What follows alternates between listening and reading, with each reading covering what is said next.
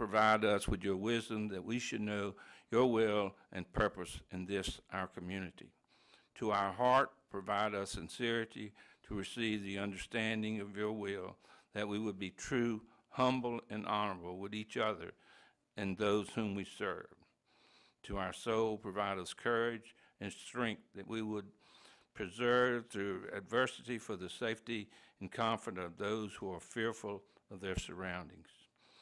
And in prosperity, may we always remember our blessings come from you, and that we ought to be good and faithful stewards with all that has been entrusted to our care. Lord, bless us here as we endeavor to complete. Bless our leaders in our state and nation, that prudence, honor, and humility would be their guide each day. Bless these, our military, who are in harm's way to protect and defend those who could not defend themselves against tyranny. Bring them home safely to their family. We pray these things that you would be glorified in the name of the Father, Son, and the Holy Spirit. Amen. Amen. I pledge allegiance to the flag of the United States of America and to the republic for which it stands, one nation, under God, indivisible, with liberty and justice for all.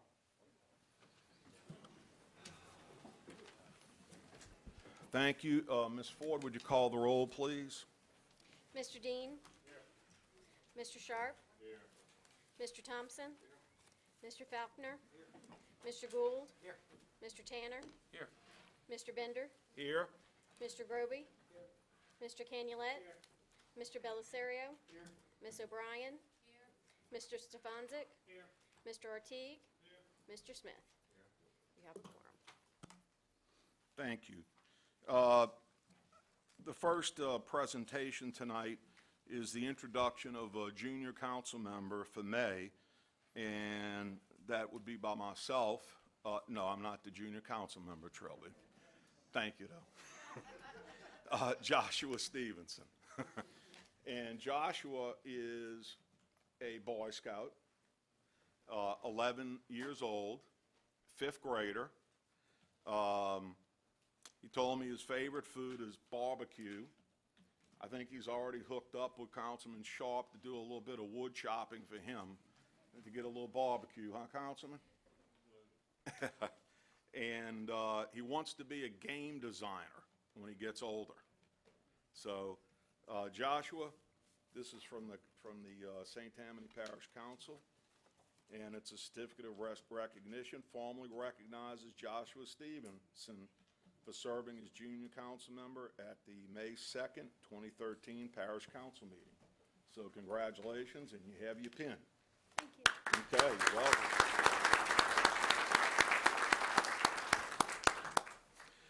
Okay, the next is certificates of recognition to the St. Tammany Parish Public School System Students of the Year by Mr. Gould, Mr. Groby, and Mr. Belisario. And Miss Maureen. Excuse me, O'Brien. Oh, excuse me. You can put that up here if you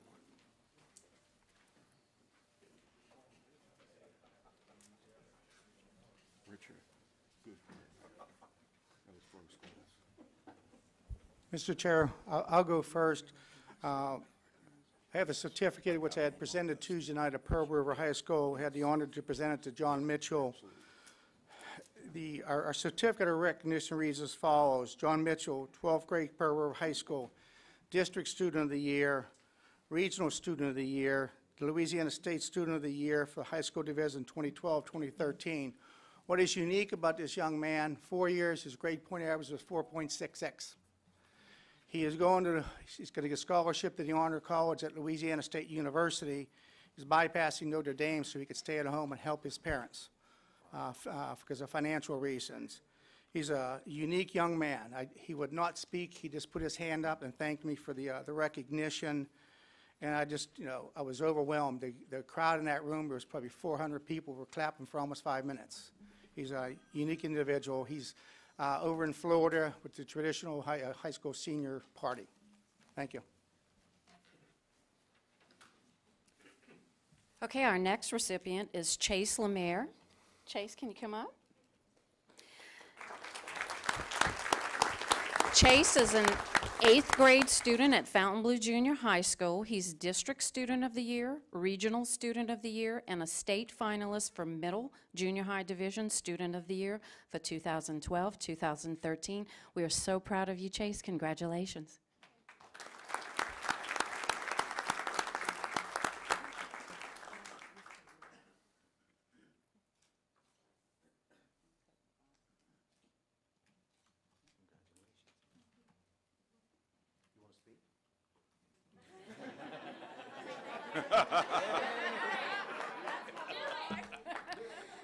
I would like to thank my parents and everybody who made this possible. Without their support, I wouldn't be this far, and thank you.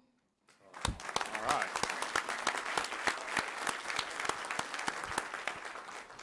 Next up is a 5th grader at Bayou Lacombe Middle School, Anthony Dumas. He has got a Teacher of the Year, a Student of the Year distinction, Certified Junior Master Gardener, and tutoring at Chadaima Elementary School. This is the future of Lacombe, and there's one promise I'm going to make him make when he comes up here. Come on up here, Anthony.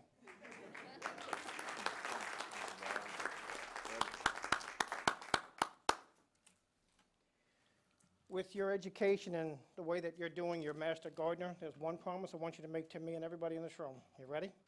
Finish your education, come back and teach and plant at wetlands and show the Corps of Engineers how to do it right.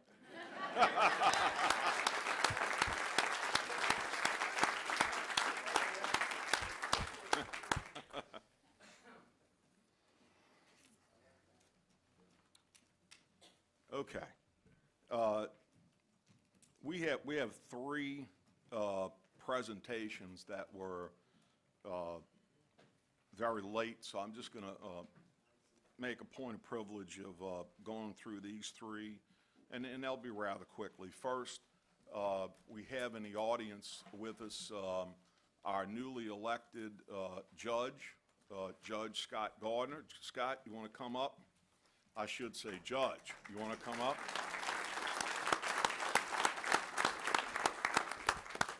To the members of the council and the staff and everybody here who may have voted for me or supported me or that I might have knocked on your front door, I want to thank each of you, particularly those of you who are elected officials who staked your reputation and vouched for me with the most important people that you had, your supporters, friends, and constituents. I want you to know that 36 hours after having knocked on over 6,000 front doors personally, I was at work, the first car in the parking lot, and the last one to leave. And I hope that 20 or 30 years from now, you'll still be proud of the work that I do. So on behalf of my wife, Raina, who came here with me, I want to thank each of you from the bottom of my heart. Judge, you ever come up? Come on up, Rena.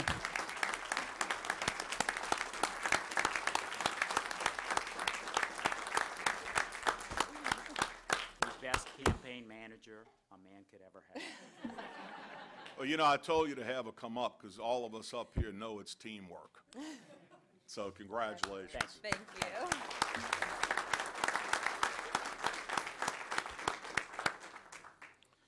Okay, the next item we have, the council would like to recognize and thank and make a presentation to one of the members of the administration, Ms. Kim Salter, who will be retiring shortly. Kim is our deputy CAO, and Kim has been with parish government for 37 years. Has served well. If you sat in meetings with Kim, she's extremely knowledgeable, on point, and very well prepared. And Kim, I thought it would be appropriate, rather than, I've been here 9 years and I've enjoyed our time, but I thought it would be appropriate to have our senior council member, Councilman Red Thompson, who's been here a lot longer than me, to present you with a gift from all of the parish council, and we wish you the best. And that's Councilman Red Thompson. Thank you. correct me if I'm wrong here, Kim, but when I first got on the St. Tammany Parish Police Jury in 1978, you were working for Squinch Irwin, wasn't you? Who was the DA at the time in Washington Parish? A lot of y'all probably won't remember that, but I do. But me and Kim have been friends for a long time. Her daddy, you know, the football coach at Covington High, I played for him 4 years. I used to go work out on Saturday, and I'd go by Jack's house to get the keys, and Kim would give me the keys. About that big. But anyhow, personally, from me, thank you. You've done a lot for me. You've done a lot for the people of St. Tammany Parish. So on our behalf, St. Tammany Parish Council and the people of this parish, we thank you. And I love you.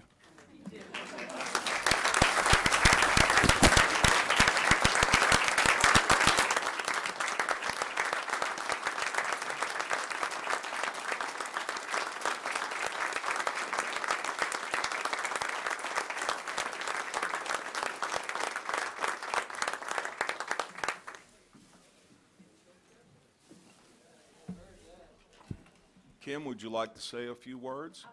I'll try. Okay. Contrary to the way I may look, I'm really happy about this, but I just want to thank the council and all the members of the administration and staff for everything that you've done for me.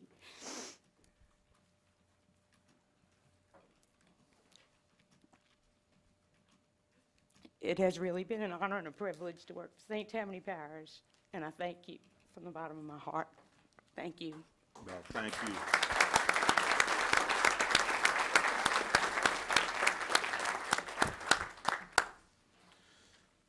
Okay, thank you, Kim, and all the best. The last item, at the last council meeting, and I'll make this brief, but I want to make sure that the public and the council provided with up-to-date information. At the last council meeting, the sheriff made an appearance before us. After that, he made an invite for citizens and council members to attend and look at the existing crime lab. A number of us did. I happened to go look at it. And today I attended the bid opening, which of course is open to the public. In our last meeting, a number was thrown out of like $454 a square foot or whatever, and it appeared in an editorial in the newspaper. I believe it was that Sunday in the Times-Picayune as such. The crime lab bid came in today at $352 a square foot. The next low bid was very close, and it was $357 a square foot. So I think, you know, we just need to make sure that the record reflects the reality of what the bids were, okay? I was there. I was told by the sheriff and his architect that they have 30 days in which to meet with the low bidder, the low qualified bidder, and they're looking at those documents now, to look at what's called some value engineering. Can they, for example, remove a particular type of material that might be used, go with a lesser but just as nice type of material to save some value without hurting the purpose of the crime lab. And that's what they will be working on. If that doesn't work out, they have the option to accept as is or put it back out to bid.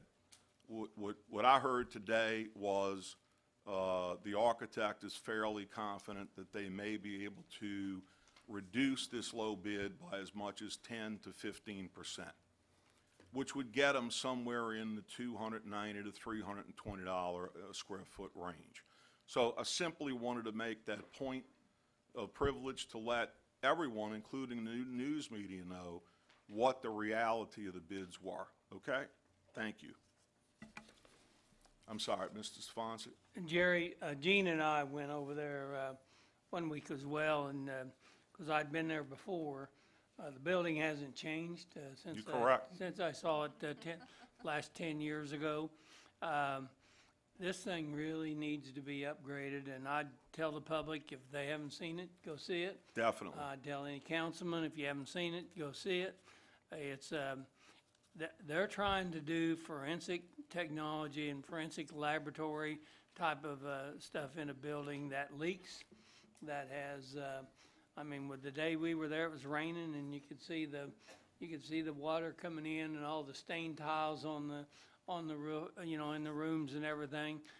That they badly need something if they're going to provide good forensics for the you know, so that they can process the trials that they need to process. So I would hope that everybody would go take a look at that, especially after the press that it's gotten and everything seems to be negative. I'm going to tell you, I'm very pleased that he is going this route, and I support the idea that he's going to, you know, have a better forensic lab as a result of all this. And I think it's good for this parish to be able to do it. And he was very clear and very adamant about the split between what he does and what the coroner's That's office correct. does. And I think so many people have said, why do you need two forensic labs? They don't duplicate anything. No. If the coroner does it, they don't do it, and if they do it, the coroner doesn't do it. So I wanted the people of the parish to understand that as well. But he welcomes anybody over there at any He did. time. And I know Gene was there, so I think we both left the same way and thought the same thing about it, so. I took about just to go on what Councilman Stefanczyk said, I did about a hour and 45 minute to 2 hour tour. I didn't miss one part of it, but I will tell you, you know, when you say roof leak, that sounds pretty bad. But I got to tell you, when I saw, you know how in certain crimes, what's on a person's cell phone is very important in solving that crime, and what's on a person's computer hard drive is very important in solving that crime. The upstairs portion of this building has that sophisticated equipment in it that tracks the cell phone usage, okay? Tracks all of the hard drive information.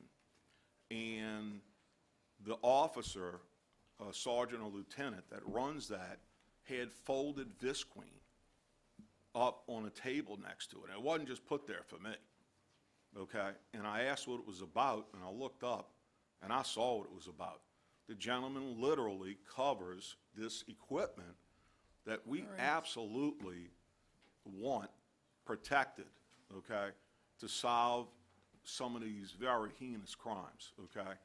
It's an eye-opener. They're doing a great job considering the circumstances. But look, we're taking money from lawbreakers, I said it last meeting, and getting future money from lawbreakers. They've got that price down from what we heard, and I think it's got the potential to come down even further, and I fully support that crime lab myself. Gene? A couple of things. One, I made the tour, and I encourage anybody here or who's watching on TV, you need to go see it. I mean, this is pre-Neanderthal in quality that they're doing highly sophisticated analysis in an area that you would not even consider to even probably want to work. There is areas where filing cabinets are rusted because of all the rain that's gone through there. And on Tuesday, I spent over an hour with the sheriff and his CFO and a few other officials to look at the funding of this. And the one thing that was made clear to me is that the key thing is you have a base bid and 3 alternates. They're going to see what can be done across time. And I was comfortable with on the funding. It was clear, as they said a month ago, 4 weeks ago, it would be the fees that they're collecting plus their general fund will cover the costs. And they'll do what can be done. They're not going to overshoot the target. That's all I got to say. Jerry, one last thing. All of us have mentioned the rain and everything, and we say, and I know people say to us, well, why don't they go fix the roof? Well, and that sounds like the reasonable thing to do. By the way, they've had a new roof put on. A year ago. Not too long ago. And It was about a and year the ago, point of it Steve. is this metal roof and the way the building is located and the way the building is structured, it still leaks. And so it's not like that they haven't tried to do everything. And most of this was built by prisoners. The interior part of this was built by prisoners and prison labor, probably somewhere around 15 years ago, I think. Yeah. I think that's when they did it. So it's been a long time. Yeah, it And has. and the reason I said that is because, as you two have mentioned, they have some very sophisticated, elaborate equipment in there. I mean, it costs a lot of money, and that's why the guy covers it up. He doesn't want the equipment that we spent millions of dollars on to go to, you know, to get rained on some night and then be destroyed the next day, and we've just lost $1 million worth of equipment. That's the issues that I think that I saw in there, is the building itself. The equipment is great, but the building itself just needs to be replaced, absolutely. It's an old maintenance garage. That's what it was before, and you can tell that when you walk through it. So, Yeah, absolutely. Gene, you- Just one other thing, if people remember 4 weeks ago, I had questioned alternate one I thought was gonna be the outdoor shooting range. They said, no, it's inside. And when our discussions on Tuesday, they're gonna, instead of calling it a shooting range, they're gonna call it a test fire area. Because people were surprised that they were gonna have a fairly, you know, long shooting range, and that's not what it is. It's to test the guns and looking at the shells, Right. as for evidence for trials. Thank you. Okay, we're going to move on to the consent calendar. And here are the items to pull on the ordinances for introduction. We have to pull item number 1, ordinance calendar number 4966. Under resolutions, we need to pull item 1, resolution CS number C-3706. Item 2, resolution CS number C-3707. Item 6 under resolutions, and that's C-3711. Item 7, that's resolution C-3712. Item 13 under resolution C-3718. And item 14 under resolutions, item C-3719. Any other members of the council have any items that they wish to pull? Mr. Dean, Mr. Sharp, Mr. Thompson, Mr. Falconer, Mr. Gould, Mr. Tanner, Mr. Groby, Mr. Canulet, Mr. Belisario, Ms. O'Brien, Mr. Stefanczyk, Mr. Ortiz, and Mr. Smith. Okay. All right, with that, need a motion to adopt. Motion by Councilman Gould to adopt the consent calendar, seconded by Mr. Stefanczyk. Please vote.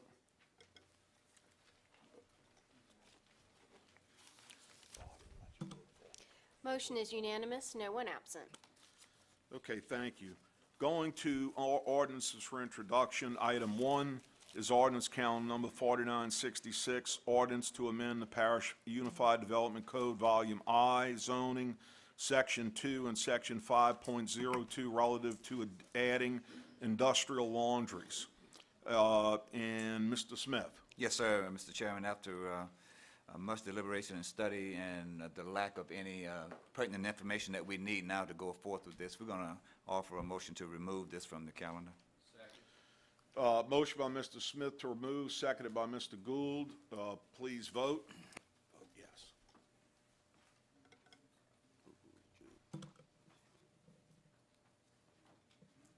Motion is unanimous, no one absent. All righty. Moving to resolutions. Item 1, resolution CS number C-3706, resolution to approve the appointment of Jean, or is it John? John okay, help me out here. Betbezy. Betbezy. Okay. As Director of the Grants Department for the remainder of the 2012 through 2015 Parish President's term of office, Mr. Euler. Yes, Mr. Chairman, I would like to introduce Jean, and I'm not going to try that last name. She is a CPA. She's a current employee of St. Tammany's Parish government for the past 2 years. in probably one of the worst programs there is, which is the hazard mitigation program. She has been instrumental in the reorganization of the grants department, and earlier this year we were so confident in her ability to lead that department that we promoted her to the department head for the grants department. So I'd like to introduce her to y'all and ask for your approval. Okay. All right, I need a motion. Motion by Mr. Ortiz, seconded by Mr. Canulette, to approve the appointment of Ms. Bebezy. Yeah. Bebezy. Okay, please vote. Motion is unanimous, no one absent. Thank you, congratulations.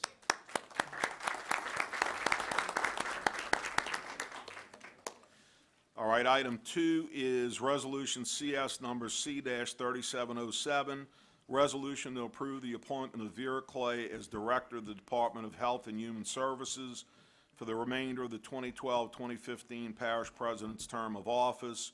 Mr. Euler. Yes, sir. First of all, I'd like to introduce Vera Clay because I can actually pronounce her name. She has most recently worked in the Neighborhood Housing Services, where she served as director for the past 4 years. She has a strong background in housing and public service activities.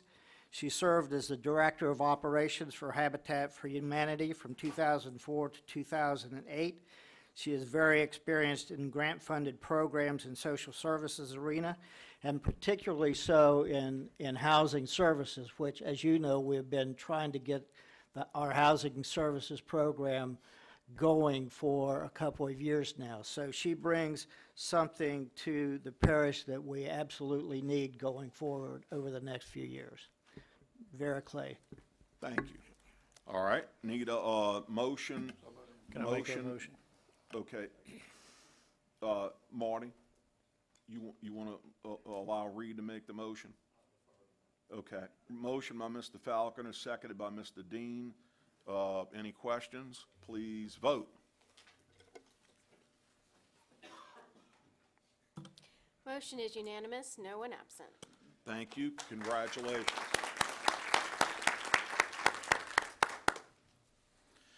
All right, item 3 is, hold on one second. Got out of turn. Thank you, Chris. Item 6, resolution number CS number C-3711, resolution to concur, not concur with the Slidell annexation and rezoning of 2.075 acres from Parish HC2 to Slidell C4. Mr. Smith. Thank you, Mr. Chairman. We like to offer a motion at this time to not concur with this action. Okay, who was the second on that? Gene. Okay, motion by Mr. Smith, seconded by Mr. Belisario. Mr. Smith, I know you and I talked about this a little bit prior to the meeting, and you mentioned you really need some additional information, correct? Absolutely. There are 3 points of interest that we are looking to glean some more information about. We've spoken with some of the parties to the petition, and they are in understanding what we need to do and what we're looking for, and they have agreed to sit down with us going forward to see if there's something we can do to get that information. Okay, great. Thank you very much. So we have a motion and a second to not concur. Please vote.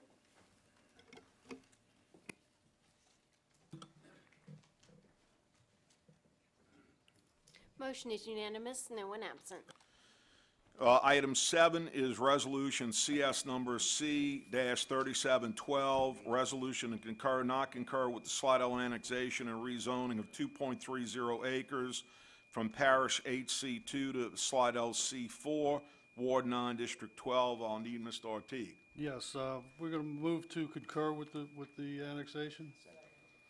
Motion by Mr. Ortiz, seconded by, I saw Mr. Smith. Was that Canulette? Smith and Canulette, okay. Please vote. Motion is unanimous, no one absent.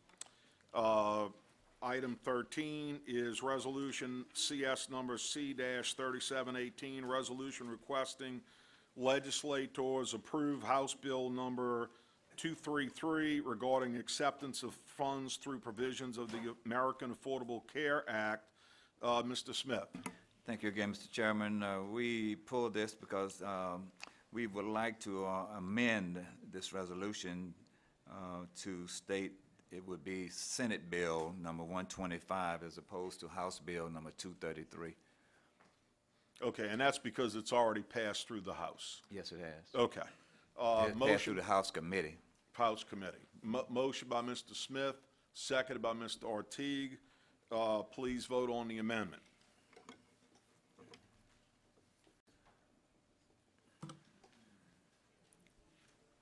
Motion is unanimous, no one absent. Mr. Smith?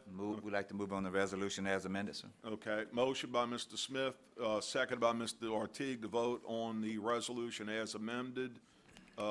Please vote. Clear?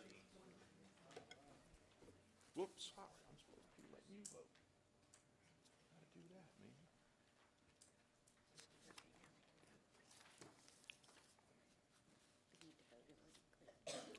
You gotta clear mine again then.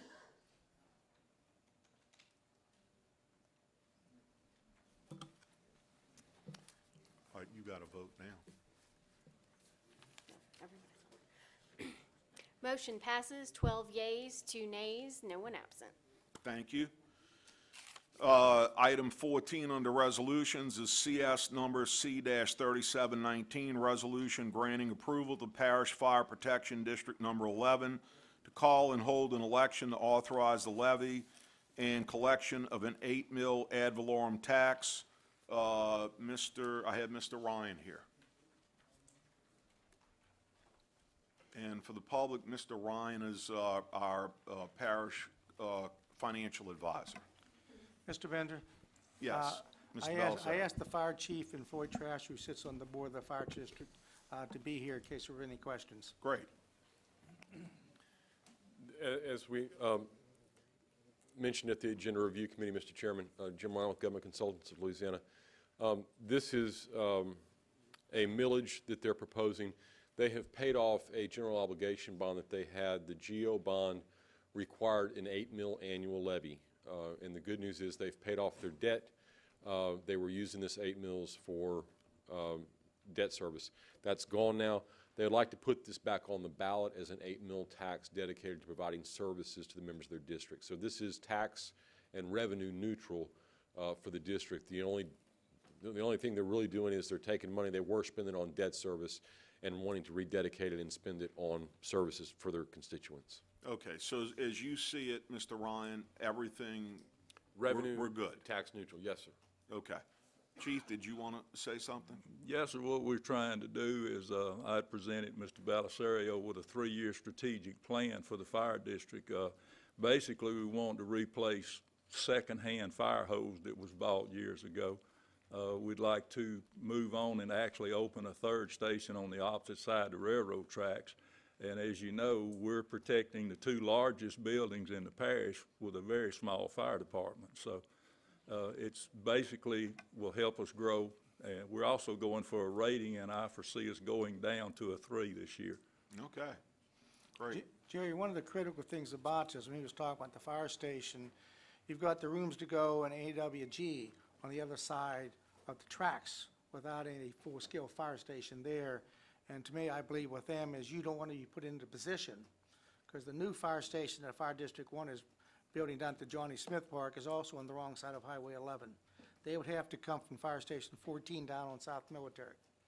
That, to me, is not a good situation to be in. So, Chief, you all are planning for growth, for the current needs and future needs? Yes, sir. Okay, thank you. And, sir, I'm Floyd Trasher. I'm a member of the Fire District Board, and I'd like to echo the sentiments of the chief. We're real proud of the services that we've been able to provide. Since 2010, we've almost completely reorganized this fire district. We do have plans to open another firehouse. We also have plans to start upgrading the equipment. You know, the equipment only has a 10-year lifespan. We're also able to provide life support and EMS services now on a 3 to 4 minute response time on an ambulance. So we're real proud of the services.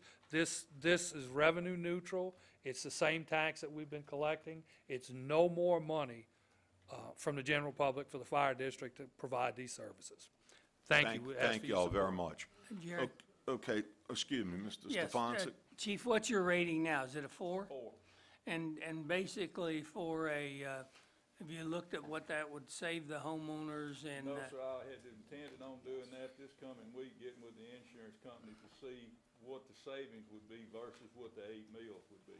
Okay, I mean, I think that's one of the things that you're trying to achieve, and we've done that in the Slidell area and some places, so, and it's you know, if your homeowners tell their insurance people, they will get a reduction in rates, and I think you need to really make sure people understand that. Yes. when you get ready to do that. So, thank you. I think it's a good idea. You do need to keep that equipment updated. I've seen it, and I just wanted to make sure that you let the people know what's going on there. Thank you. Mr. Smith? Yes, Chief, and your staff. Just as a point of information, where is the dividing line for your fire district and Fire District 1 going south towards? Quite a long room to go. That is the Basically, boundary line? Sunmore Road. Yeah, Sunmore Road. Sunmore Road. Sunmore Road, the northern end of Sunmore Road's in Fire District 11. The southern end of Sunmore Road is in Fire District 1. Thank you very much. I'm sorry. Thank you, okay. Mr. Bellisario would like to make a motion? I'd like to make a motion to approve resolution number C-3719. Motion by Mr. Bellisario, seconded by Steve. Mr. Stefanczyk. Please vote. Motion is unanimous, no one absent. Thank you. Thank you. All right,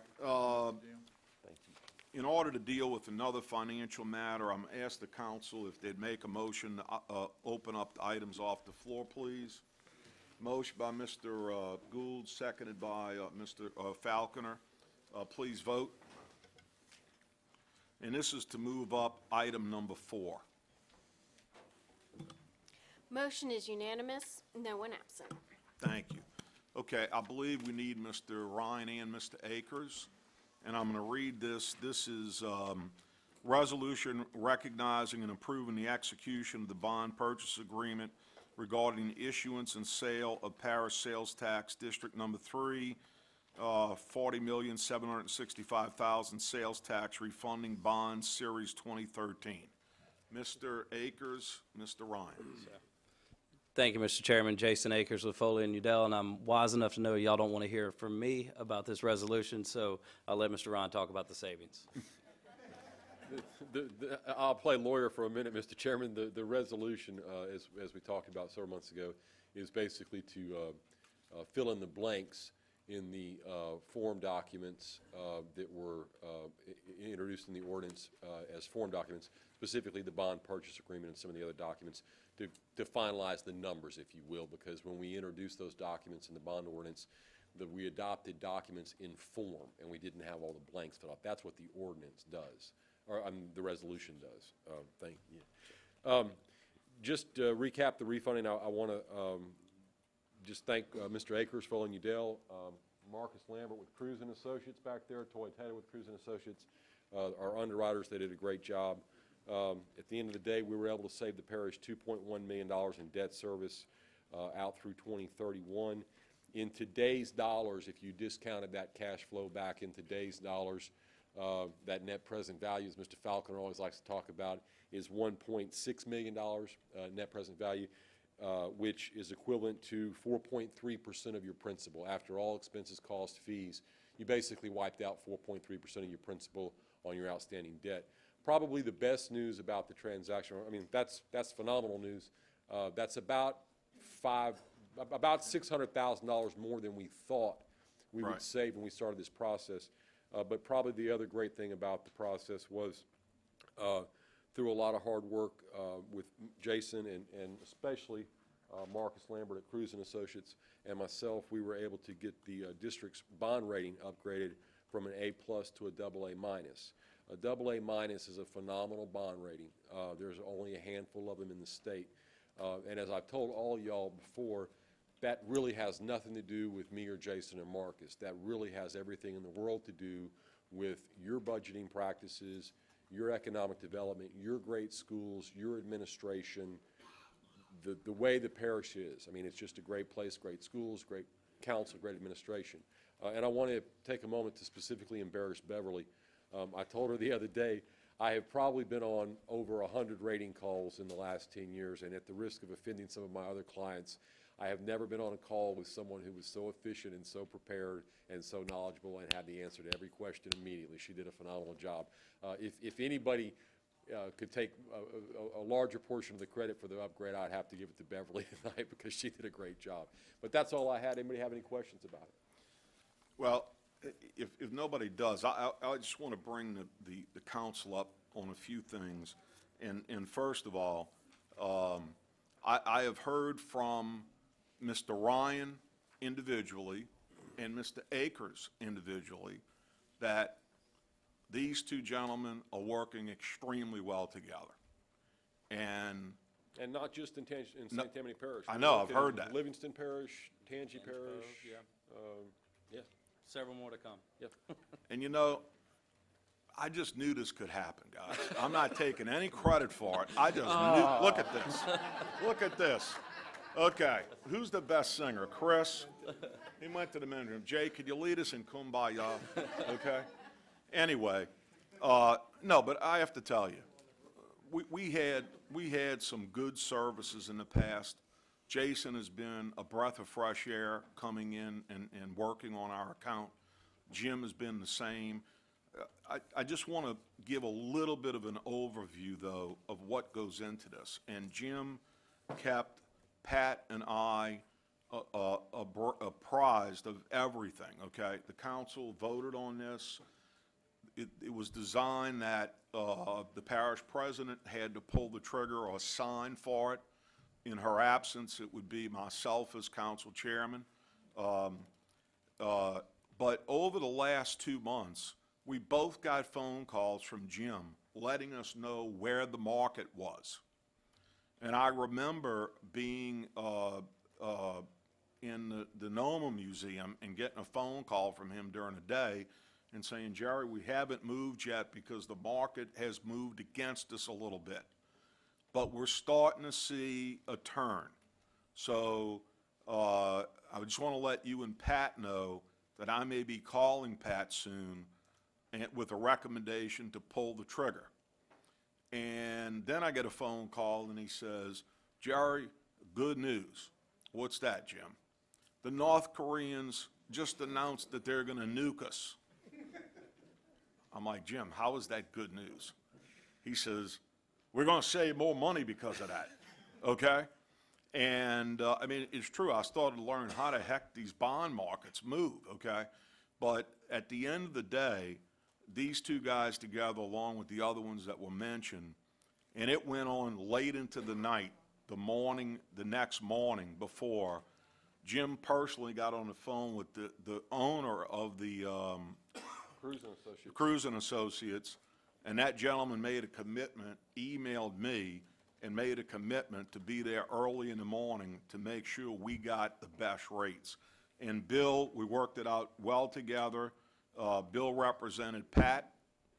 I represented the council. We both signed, and we got the savings. So, gentlemen, thank you very much. Gentlemen, thank you all so much. And I just, if I could it's say good money for us. One more thing, Mr. Chairman. I appreciate the opportunity to work for y'all, but I wanted to dispel one rumor that I heard.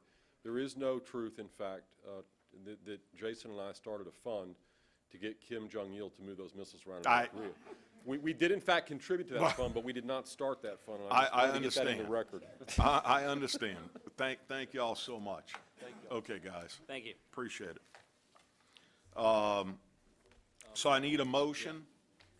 A motion by Mr. Akers, by Mr. Groby, seconded by Mr. Belisario to vote. Please vote.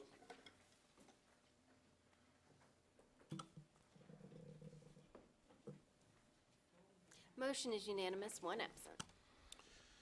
Okay. back to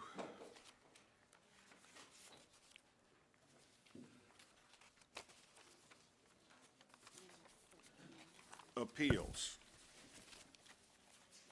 We have one appeal, item 1, Robert Boland appealing the zoning commission denial on February 5th, 2013 to rezone 1.01 acres located north of Highway 1088, east of Viola Street, from NC4 Neighborhood Institutional District to HC2 Highway Commercial District, Ward 4, District 5, and I think we, yes, sir.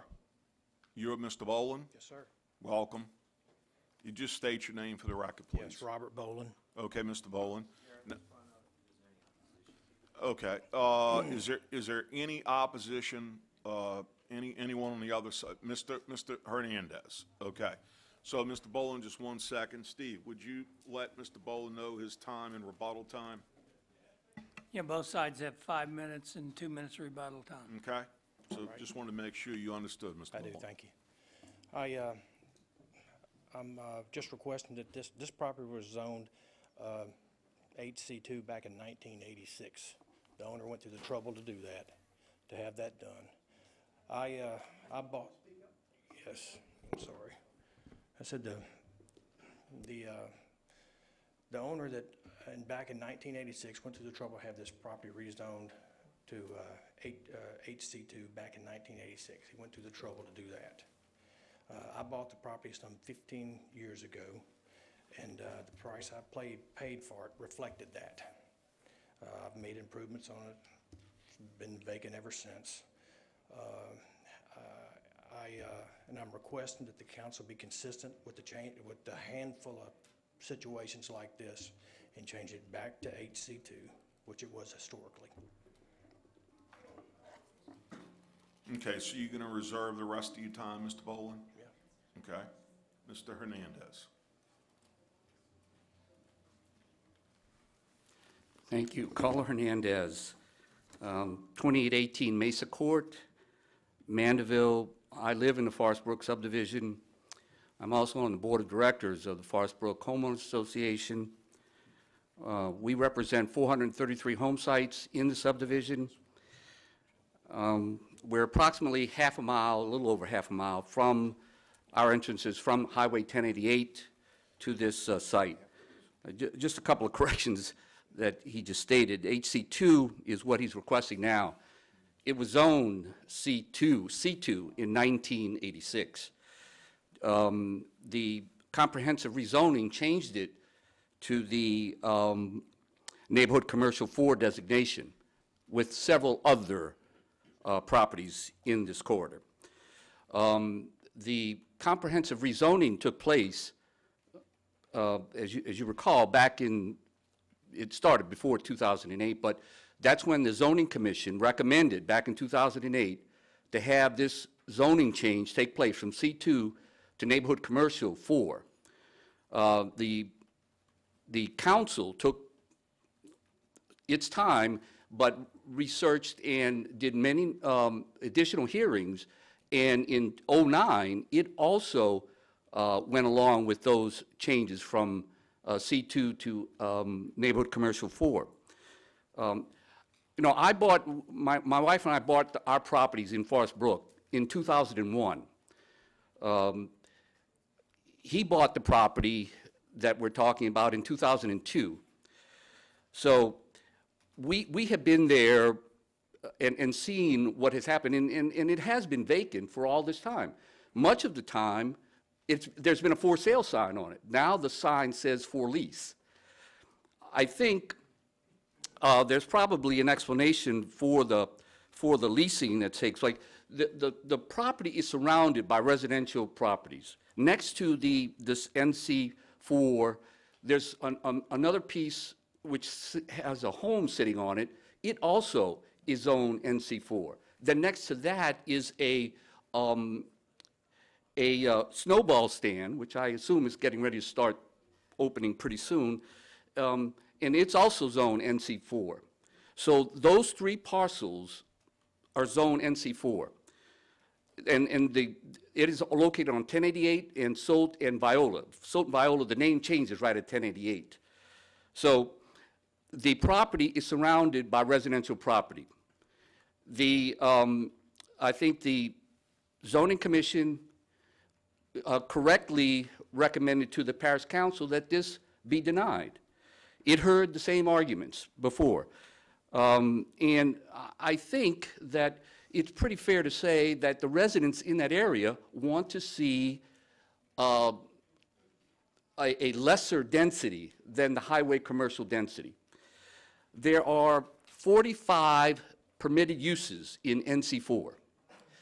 There are many more permitted uses in HC2.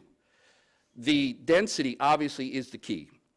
In the NC4, you can go up to a maximum of 15,000 square feet. In the HC2, there's a maximum of 40,000 square feet. Now, this property is just over 1 acre. Theoretically, with the minimum lot size of 20,000 square feet, you could divide this property into 2 lots, either 2 15,000 square foot maximum or 2 40,000 square foot maximum, and with a whole many more uses, permitted uses in the HC2 than in the NC4. So obviously the residents want to see a density that's consistent with the neighborhood presently. This has been vacant since I've been there, and that's been longer than he's owned the property. So it's been a long time. So what we're asking for, and the board of directors of the 433 home sites that I represent, that I'm on the board, we want to see the zoning commission's denial. Again, you recommend that the denial be upheld with this action. So hopefully you will take that into consideration in your judgment. Thank you. Okay, how much time, Steve, does Mr. Boland have left on his regular time? 4 minutes. I don't Plus think- 2. I don't think I'll take that long. I tried to talk to Carlos. No, didn't get any feedback from him. The Forest Brook their interest is like 3/4 of a mile down the road.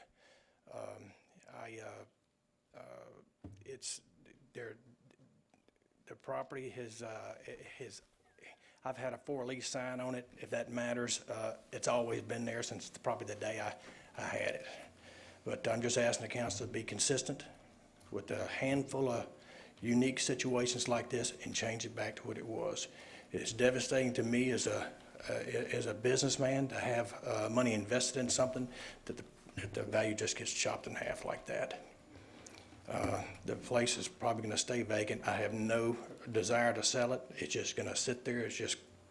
I just want to get it changed back for other reasons. I have no desire to develop it. They have you guys passed a moratorium out there for construction. Keep it on there for another year. I could care less. In the neighborhoods Mr. Carlos was talking about across the street, Quail Creek, Forest Brook, there's nobody else on my side of the street. Nobody. And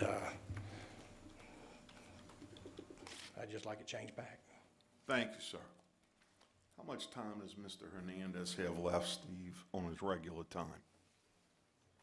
1 minute plus 2 minutes rebuttal, Mr. Hernandez. Thank you. I guess I should begin by saying that we talked briefly, Mr. Boland and I, before the zoning commission heard his requested zoning change. Before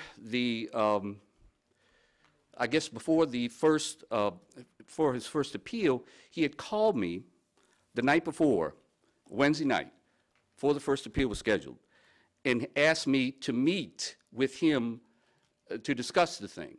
This was a Wednesday night. Thursday was the council meeting. I told him, well, I probably couldn't meet with him, but I'd be glad to talk to him on the phone. He called me, I think it was around 7 p.m. That Wednesday night. And he said, no, I want to meet with you face to face. I said, okay.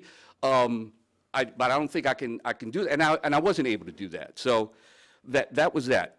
The meetings were deferred to have this, I guess, face-to-face meeting with him and other members of the area. I believe that they all are opposed to this zoning request change. Now, I think we could have met. He chose, I'm told he chose not to meet. He certainly knows my number. He called me that Wednesday night, and, he wanted to meet face to face, and that wasn't able to take place. So the property right next to him is a home that sits in a zone, an NC4 zone. I mean, there's someone living in that house. Across the street is the Quail Creek subdivision, a subdivision that has a few more homes, I think 25 more homes than our 433. So, and then I don't want to speak for them, but I thought they were going to be here and also tell you that they are opposed to this requested change. The Woodlands, which is, down the street, also there are a number of subdivisions that are in the area. As far as I know, they are all opposed to this requested change. So hopefully the parish council will take that into consideration and in your judgment. Thank you very much. Mr. Boland, do you wish to respond? Well, Carlos is the only one that's opposed it. I talked to the fella with, I forget what his name is right now. He spoke at the zoning meeting. He was not opposed to the zoning it back to historical. He just wanted to see what the state was going to do at the intersection. He wasn't opposed to it. He's not here tonight. I talked to him on the phone the last parish meeting, and like he just told me again the same thing he said prior in the zoning meeting, that he wasn't opposed to it forever. He just wanted to see what the parish state was going to do at the intersection. So here we are. And like I said, Forest Brook is 3/4 of a mile down north of that intersection. Thank you. All right, thank you. Steve, does anybody have any time left?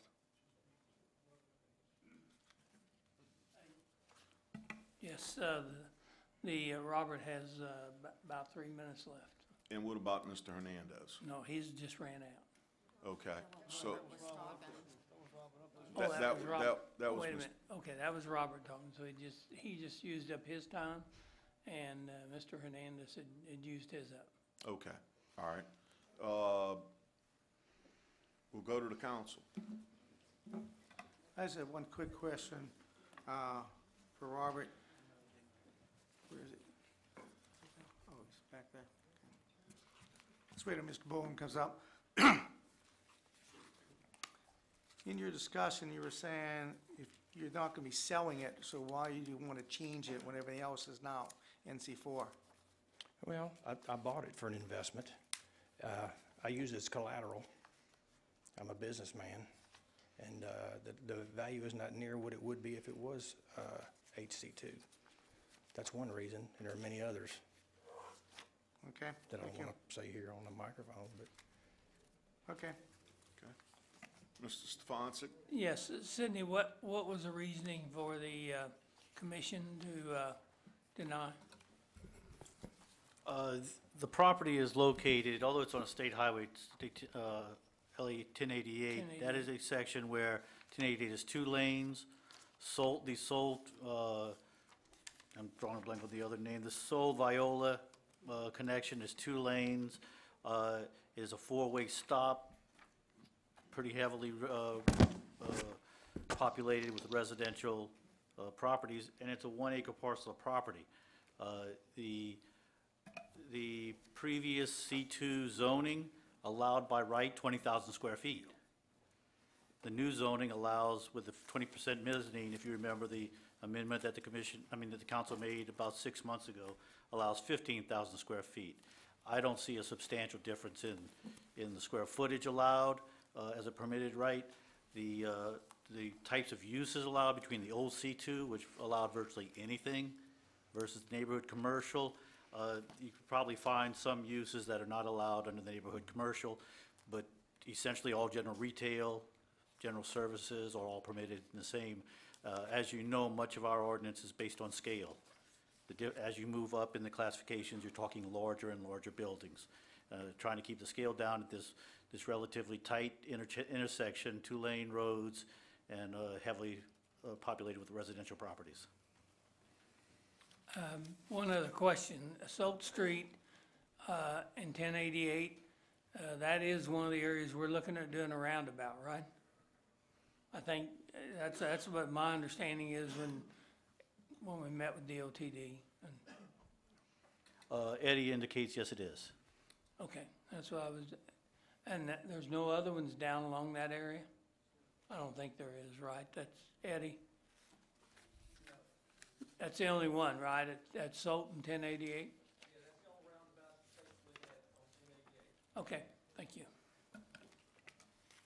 Ms. O'Brien? Sydney, could you repeat that? What was the maximum square footage allowed under C2 originally? Under C2, as a permitted use, the maximum square footage was 20,000 square feet. Under conditional use, you could go to whatever the desires of the commission and council were. So for instance, in C2, when you get a big box, they had to go through conditional uses. If you had a retail that was at 20,000 square foot, they would be by right. So the by right square footage has only decreased from the 20,000 square feet to 15,000 square feet. But Sydney, what's the square footage of the property that we're looking at? It is 1.01 acres. Right. Well, I can tell you in the business that the maximum you can get on a commercial piece of property, typically by the time you work in parking and everything else, landscape, setbacks, is about 10,000 feet per acre. So you will never even get close to 20,000 feet of building on this site, in my opinion, my learned opinion. And I do have one of my students from my real estate class here, so I have to be careful what I say.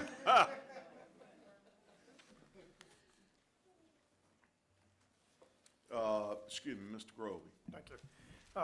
The history of this area, since I've been elected and a little bit before, is particularly extremely heavy in traffic. We have the high school that comes down 1088.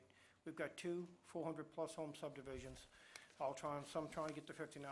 We know we have massive problems in the Quail Creek subdivision, people shortcutting off of Salt to go through their subdivision to get to 1088. It's just not a good fit any longer. Maybe 10 years ago it might have been, but right now, with the traffic congestion we have on 1088, with the high school kids coming in from the high school and the two subdivisions, and not mentioning the problems that Forest Brook has just trying to get out or in the morning and the afternoon, it's simply no longer a good fit. Times change, things change. And I would recommend, based on my colleague, that we agree with the denial. Okay, we have a motion by Mr. Groby to concur with the denial. Mr. Gould, did you want to say anything? Yeah. So we have a motion and second on the denial. Or concurrence or denial? I'm deferring to you. Well, wait a second. No.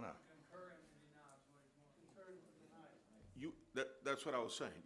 You had a motion to concur with the denial, but wait, now you're deferring to Mr. Gould? All right. Okay. Gene, you want to hold off on your second for a minute? Okay. All right. Mr. Gould. Yeah. Sydney, I want to ask you a question. What's the maximum square footage in HC1?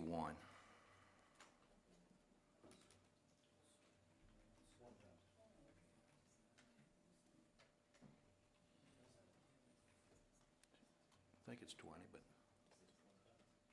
20,000 square feet. all right. And what about in NC6? I think that's is that 15? Let me double check and verify.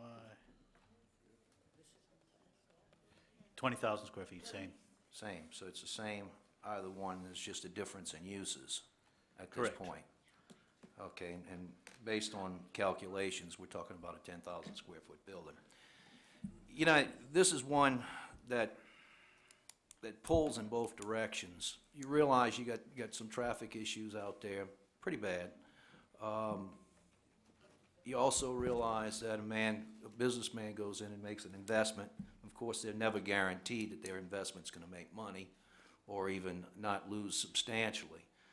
But at the same time, I think that we need to try to find some way to strike a compromise. I was hoping that the two sides would get together and speak. Now, for the record, I'm a little bit behind the 8 ball on this in one respect, that I haven't heard one thing from a single person in my district on this issue. It's all coming from Jake's area, and I understand their side. Mr. Boland, would you come up to the microphone? I'm going to propose a compromise at this point, and I want to see if you're willing to go along with that. Right now, I've got two choices, NC6 or HC1. And I'm gonna propose the NC6, ask you to amend your plan so you'll get more out of what you have. And we can always come back and readdress this revisit the issue once we know what's gonna happen on the traffic out there. I'm basically asking you to work with me. I hear you pain, I understand it. Yes, sir, Sidney. I need to apologize. I looked at the wrong number. I was double checking. NC6 is 10,000 square feet. 10,000? I apologize. I looked at the lot size. Okay. When I glanced down. So it's still, even with the lot size, it would be 10,000. Yeah. Is that correct, Reed?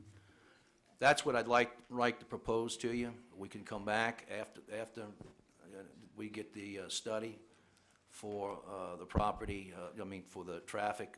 I believe that's in October on 1088, and take another look at it. Well, I've been down this road or been working on this for years. When the zoning changed in '09, hey, wait a minute, I got a fight going on up the street. Let's just hang on a minute. Hey, wait for the intersection to get changed. Hey, it's been wait, and it was just time for me to do it. Hindsight, 2020, should have hired an attorney, okay? Should have hired an attorney. I'm not familiar with how all this works. Well, I mean, what I have to go through, what I've had to go through, and also work and do, working like everybody else, probably double. But let me talk to you about the traffic just a minute. I'm not saying I won't, but I don't know enough about it. I'd have to take time to look at it. And man, I'm so tired of fooling with this thing. It's been a train wreck. And it's been devastating to me.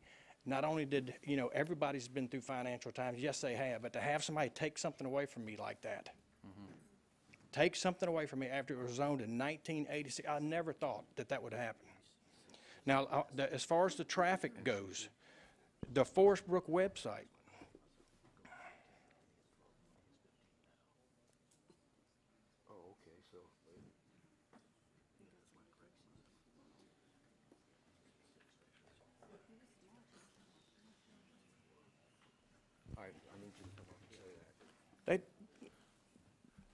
He's giving me a clarification on Okay. square footage. I'm sorry. Maximum square I'm footage. sorry. Sidney, Yeah, and I'm sorry to the interrupt okay. you, The but reason I corrected you, and I didn't think that you understood the point I was making, is that when you asked what the square footage allowed in an NC6 was, I misread. I looked at the lot size at 20,000. It's actually 10,000 square feet, which is less than he is entitled to today. okay. So I want to make sure we were very clear on that before you took an action. Marty, right now, he gets 12.5 under NC4. Right, Plus 20% storage as mezzanine. right. Y- Well, let me hear what Reed has to say. Well, I just want to tell you guys that, to me, the neighborhood acclaim that Mr. Hernandez has referenced is shocking to me, and it's silence. There's no one here other than Mr. Hernandez talking against this man's use of his property. He bought the property in good faith. To me, you have a certain right to property value, and you can better well believe he's putting any sign out there that he can put to get the property to move, whether he leases it or sells it. I mean, these are hard times.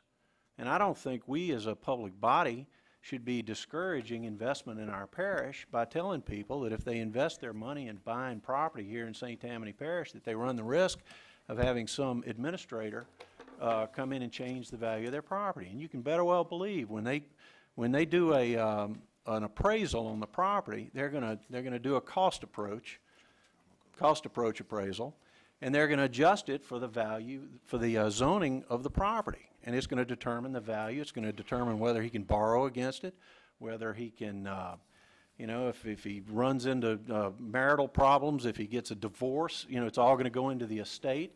If he dies, how his children are gonna split that property up. And I just think we ought to demonstrate to the business community out there that we're not going to arbitrarily change people's property. I mean, he had C2 property. He was perfectly confident that that was going to be the value of his property going forward. And, you know, during comprehensive rezoning, we've changed it, and I think we need to fix it. I don't know how much time I have left, but just let me address the traffic issue out there. That's not correct. There's less traffic out there in 2012 than there was in 2003. There were over 7,400 cars out there in 2012. In 2003, there was over 11,000. There's less traffic out there now than there was. Forest Brook can't get out on the road. Go take a look at it. I don't want to get into this because it's really none of my business. Forest Brook needs to widen their entrance and exits to 1088. That has nothing to do with me. I'm not going to put a Walmart there or anything. I don't have any plans for it. Well, first time I came here, the corner stuff was going on. And so the traffic is a lot less now than it was. But Lee Road, y'all reversed them on Lee Road where the staff was against it, where the zoning denied it. Y'all changed it because y'all wanted to be consistent with everybody else. There's Highway 36. I was sitting here in the audience when y'all switched one back that was denied by the council. The attorneys did not agree with it, and y'all switched it back because the guy bought it he bought it for investment like that, and now he can't do anything with it. So the traffic is not an issue out there. I'm certainly not causing any because I hadn't done anything, but there's less traffic out there now than there was. Of course, in drive times, 7 o'clock in the morning, 7:30, 8 o'clock, who doesn't have problems? In the evenings, who doesn't have problems? We all got problems. I'm the one that's paying the price for this thing. I wanted to say something. Okay. Go ahead, Reed. Well, I was just going to remind my colleagues that with regard to traffic, once that property is put into commerce, he will be expected to pay a traffic mitigation fee to work on those traffic Mr. problems. Faulkner, let me tell you something else important than that. They keep talking about the state trying to buy a turnaround. Wait for the turnaround. That was one of them. Wait for light at Forest Brook. Wait for light at 1088. Wait for the turnaround. I got news for you. I don't think anything's going to happen because the traffic count's not there. It's down. But one thing important, if the state came and bought my property today or part of it for a turnaround, I don't get paid my investment for that. I get something a lot less. That's one issue.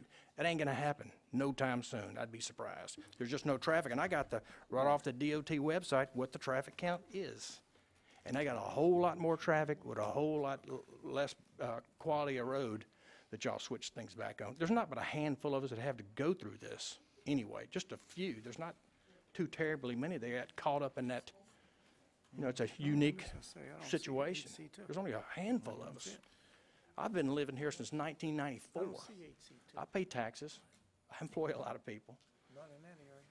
Okay. And I've talked to several of you guys about this. I'm asking you just to be consistent. Mr. Boland, I'm going to ask Sidney the question. 12,500 square feet plus 20% mezzanine in NC4. What in HC2? 40,000 square feet. Okay, but wait a second. Let me just ask the obvious question, okay? 1.01 acres of land is only 43,000 square feet. So, I mean, I understand the answer is you could put a building up to 40,000 square feet on the property, or does it have to be 40,000 at a minimum? It is 40,000 square feet total square footage, which means that you could put a 2- or 3-story building. You do a multiple, in order to make the landscaping and parking work. Whether you could do it or not, that's a design issue. Mm-hmm. But potentially at that location, that's... No, I'm handicapped by the size of it to begin with. There's no way with the setbacks, the buffers, the ditches, the right-of-ways, the parking, there's no way. There's no way anything could be very big. It'd have to be small, if anything, in the future. There's just no way. Okay, well, sir, let me just ask you this question then. If it would have to be small, okay, and you stated that you don't want to do anything with it for a year, okay? I've listened to my colleague, Mr. Falconer, say on 1 acre, you're not going to be able to put more than 10,000 square feet, okay? You're saying you don't want anything big, you want something small. I don't want anything right now, but I might want to sell it for a bank later on. I understand. What's wrong with Mr. Gould's? Well, I'm sorry. Well, first of all, I thought I was giving him or suggesting that he would get a 20,000 square foot building. Okay. If he can acquire some of the property around him that's zoned NC4 right now, if he could combine some of it, then he might be able to get to the 20,000 square feet. But as it's under NC6, you can't do it. So, but you can do it in HC1. Okay, and that's what I was looking at. That's why I asked the question about the square footage. HC2 is a little bit too intense. HC1 gives you the same size of the building, gives you a greater variety of uses, and should restore a lot of the value. If you're willing to amend it, I'll move to overturn. I'm not familiar enough with the process and how it does. Like I said, I should have hired an attorney to do this, and I'm too far into it Well, now to... if you amend your request to HC1, I'm gonna recommend that we overturn the denial and concur. But Mr. Gould, I'm not familiar enough now what HC1 and all that means. I'll have to I go tell you back what, and take the... you want to take a month? It's been months. I mean, it's really been months, and I hate to keep pushing the issue, but it's been going on for... You know, I'm trying to offer you a way out, But and I'm giving you good advice. I don't know what else to do Jerry. at this point. Marty? Yeah, Gene? Let me just interject something. You and I sat on zoning for many years. I sat on zoning when 523, 1 month after it was adopted. I sat there for 8 years. I learned very quickly that the original zoning uses, permitted uses were put on property were not correct. You're looking at what was C1, C2. We were giving conditional use permits out, which the list of the conditions put varied by how well people were able to work this. When you look at that area, I don't see a highway commercial. I see an NC4 when what you're looking at, because what we did is the previous council took the C1 and went into neighborhood commercials, the C2 into the highway commercials, and there's a transition between the two. The size you're talking about, the piece of land you have, I can't see a highway commercial use that can be put there. And this is about land use. This is not about how much you can borrow against that piece of property based on its zoning classification. We need to look at what the land uses are, what the permitted uses are, and not what your borrowing capacity is. I'm not asking about that, and I didn't even really want to say that. But you brought it up. Well, you asked me. You asked me. And There's there's many other things. There was a reason for it. Right. Well, and it came out. Yeah, but how about the reason that I bought it like that? It was the guy went through the trouble to get it. They opened up, in 1986, they went through the trouble to open up the interstate. Jesus Christ, the interstate opened up to 1088. It's a state highway. And in my life, I never thought a state highway would get the zoning changed on it. So I'm not sure if the lady lives in the house next door or not. I don't think so. The guy parks his company vans there and it sits there. That's it. If I wanted to acquire any of that other property, I'd have done it back when it was all for sale. I just bought that one piece. That's it. Just that one piece some 15 years ago. Marty, I don't know as far as what to say. Like I said, I'm not familiar with all this stuff. I'm busy working all day long, and like I said, should have hired an attorney. And so to answer that, I don't know, but it's just. Mr. Boland, and I certainly sympathize with you having bought the property and it being rezoned. But I think what Mr. Gu is offering you, if we went to C2, you couldn't put a C2 building on that property anyway. So he's offering you HC1, which is the largest building you're going to be able to put on there anyway. I appreciate that. I have no idea. Well, I'm telling you. you know, to go to HC2, you could put a 40,000 square foot building on there, but you're not gonna get a 40,000 square foot building on there when it's only 43,000 square feet in the lot. Now, I know you can go up, but, you know, you're not gonna go up out there. Well, I mean, you know, what you gonna put you can't put a telephone tower on HC2, can you? No. So, I mean, you can't put anything there that's in HC2. So if I was you, you know, I would take the HC1 and go with it. That's Well, fine. like I said, I'm not familiar with how all this works, and to agree to something right. Sir? Chairman? Okay, hold 1 second. Okay, Mr. Boland, we have a motion on the floor, okay? And I just to say, and I'm That was withdrawn. Jake, you removed your motion? Excuse me. I just want to say, you have every right to stick to your guns, but I agree with Mr. Tanner that Mr. Gould is trying to be helpful. I do understand. And I appreciate that. No, look, I understand that you should have hired an attorney. I understand that there was comprehensive rezoning that occurred, okay? We needed to do it. And I understand you're not happy with it, but I also understand, as Mr. Tanner said, you can't put a 40,000 square foot building on a 43,000, and you don't want to, okay? So I'm just telling you, this makes a lot of sense to me. It really does. Well, it may to me too, but don't I have to read it or try to? Well, Chairman? okay. And understand? Ms. O'Brien. I was and going to then- say, Mr. excuse me, Boland, since you're, Excuse me. Ms. O'Brien and then Mr. Stefanski. Mr. Boland, since you're not familiar with the uses, I would urge you to take the 30 days that was recommended so you can become familiar with it, because as I'm looking at the information, it seems like a great compromise.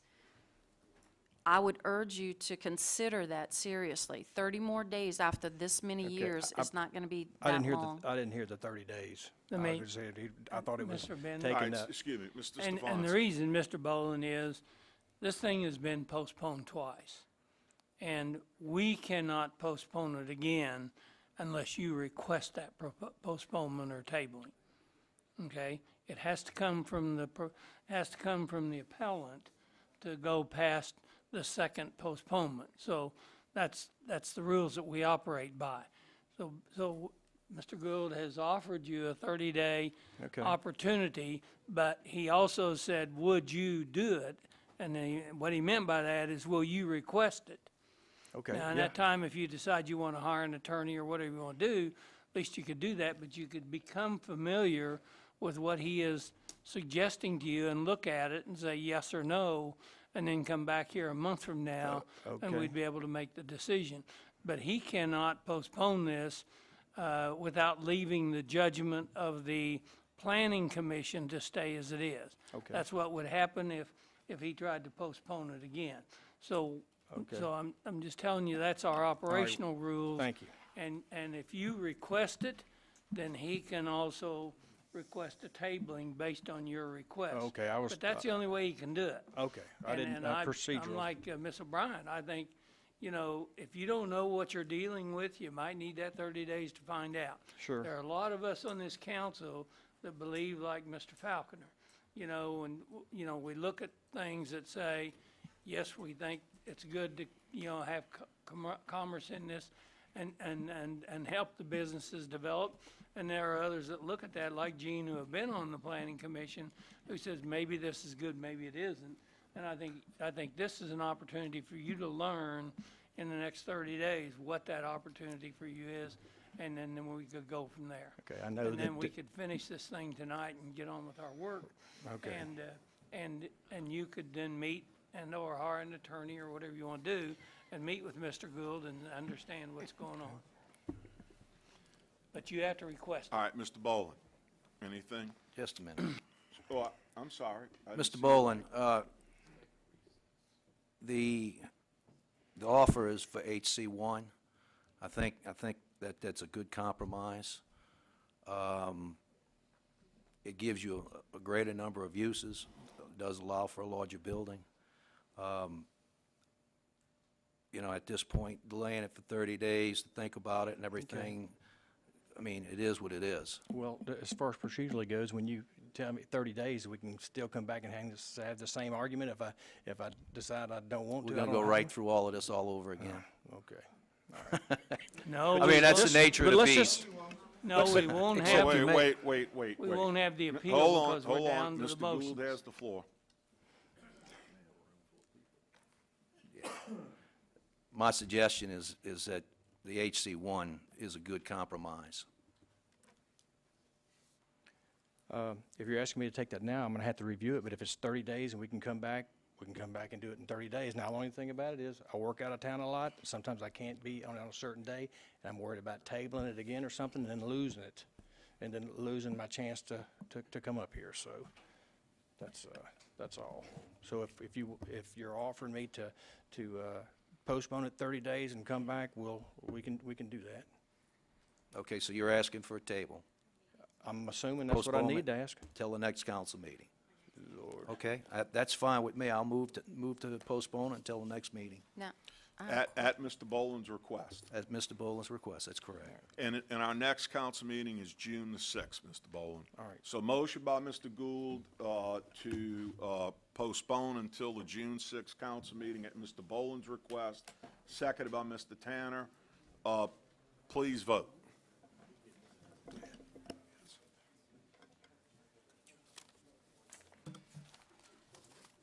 Motion is unanimous, one absent. All right, ordinances for adoption. Item 1 is ordinance calendar number 4981, ordinance amending official parish zoning map to reclassify .504 acres from HC2 to A4, Ward 8, District 11. Mr. Stefanczyk. So moved. Motion by Mr. Stefanczyk, seconded by Mr. Belisario. Please vote.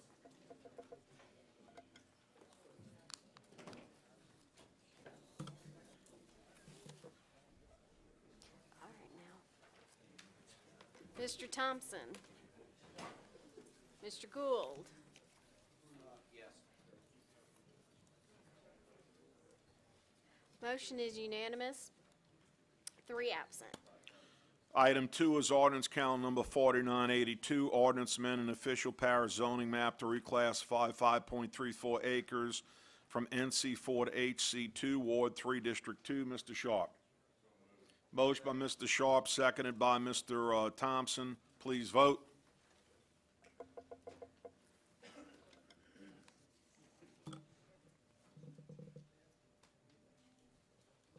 Motion is unanimous, 3 absent.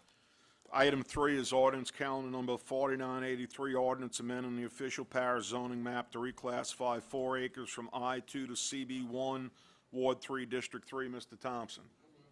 Motion by Mr. Thompson, seconded by Mr. Gould. Please vote.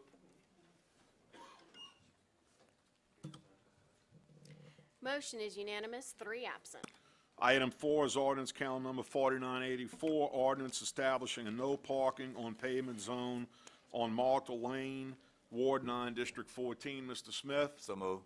Motion by Mr. Smith, seconded by Mr. Artigue. Please vote. Motion is unanimous, 3 absent. Item 5 is ordinance calendar number 4985, ordinance establishing a no-through truck zones on LaBar Street and Rapitel Street, Ward 4, District 7. Mr. Canulet. Mr. Groby. Okay, motion by Mr. Groby, seconded by Mr. Belisario. Please vote.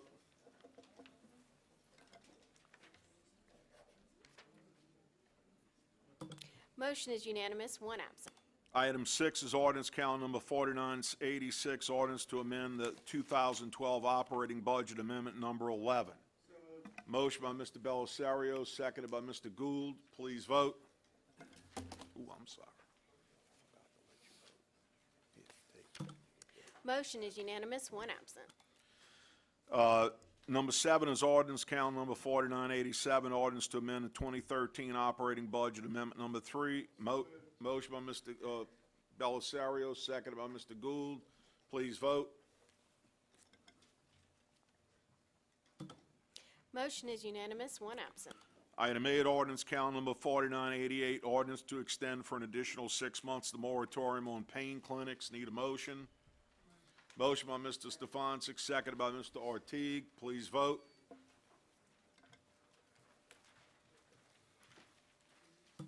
Motion is unanimous, one absent. Item 9 is ordinance calendar number 4989, ordinance to amend the St. Tammany Parish Unified Development Code, Volume I, zoning, Section 2, relative to defining the term assisted living facility. A motion by Mr. Gould, seconded by Mr. Dean. Please vote. Excuse me, sir. Excuse me, sir. I apologize. Yeah, come on. We'll negate the vote. I apologize. I didn't see you. Not a problem.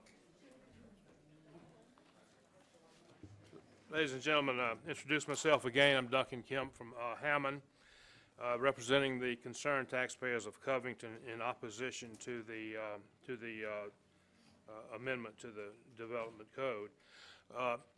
We had quite an extensive discussion the last time between myself, the members of the council, and Mr. Shane, and I was unsuccessful in convincing you as to my position on why this amendment shouldn't take place. And I'm not going to go back and belabor that particular point, although I do think it's important, and I think that when you have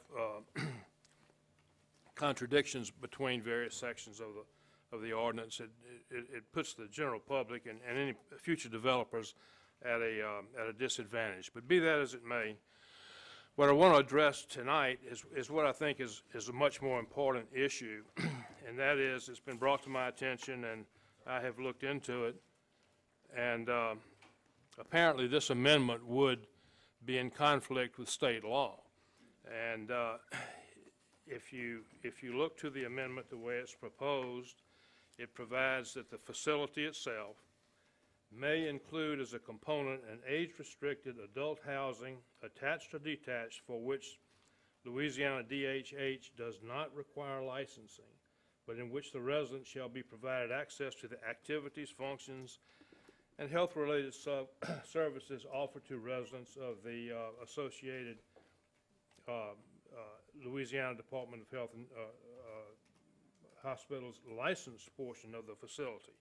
And these services would be considered as assisted daily living services, which would then bring in the state definition for an assisted living facility. And the state law requires that once that's done, licensing by DHH is required. So what you're going to have if this goes to fruition is a parish ordinance that will conflict with state law, because this definition does not provide for licensing. It specifically says it's a non-licensed facility, but providing these services that by definition make this an assisted living facility. And you know, it's a mandatory provision. It shall be licensed. And I really think, with all due respect, that before you move on this, you need to really look into that. Consult, hopefully, with DHH. Consult with the Louisiana Association of Assisted Living, who has taken an interest in this, and let's avoid more complications down the road. So I do think this is an important issue, in addition to the one that we raised before, and we would ask that you at least delay, if not deny, this amendment. Thank you, sir. Anyone have any questions? Any Be questions? happy to. I would ask Mr. Hand, do you have any response, Mr. Hand? We reviewed this matter today. Up here. I'm sorry. We reviewed this matter today, and I do not feel that they're inconsistent. Our definition is a zoning definition that we use. The definition that the state uses for licensing purposes. We clearly state in the beginning of our ordinance that the DHH has jurisdiction. It has to be a licensed facility.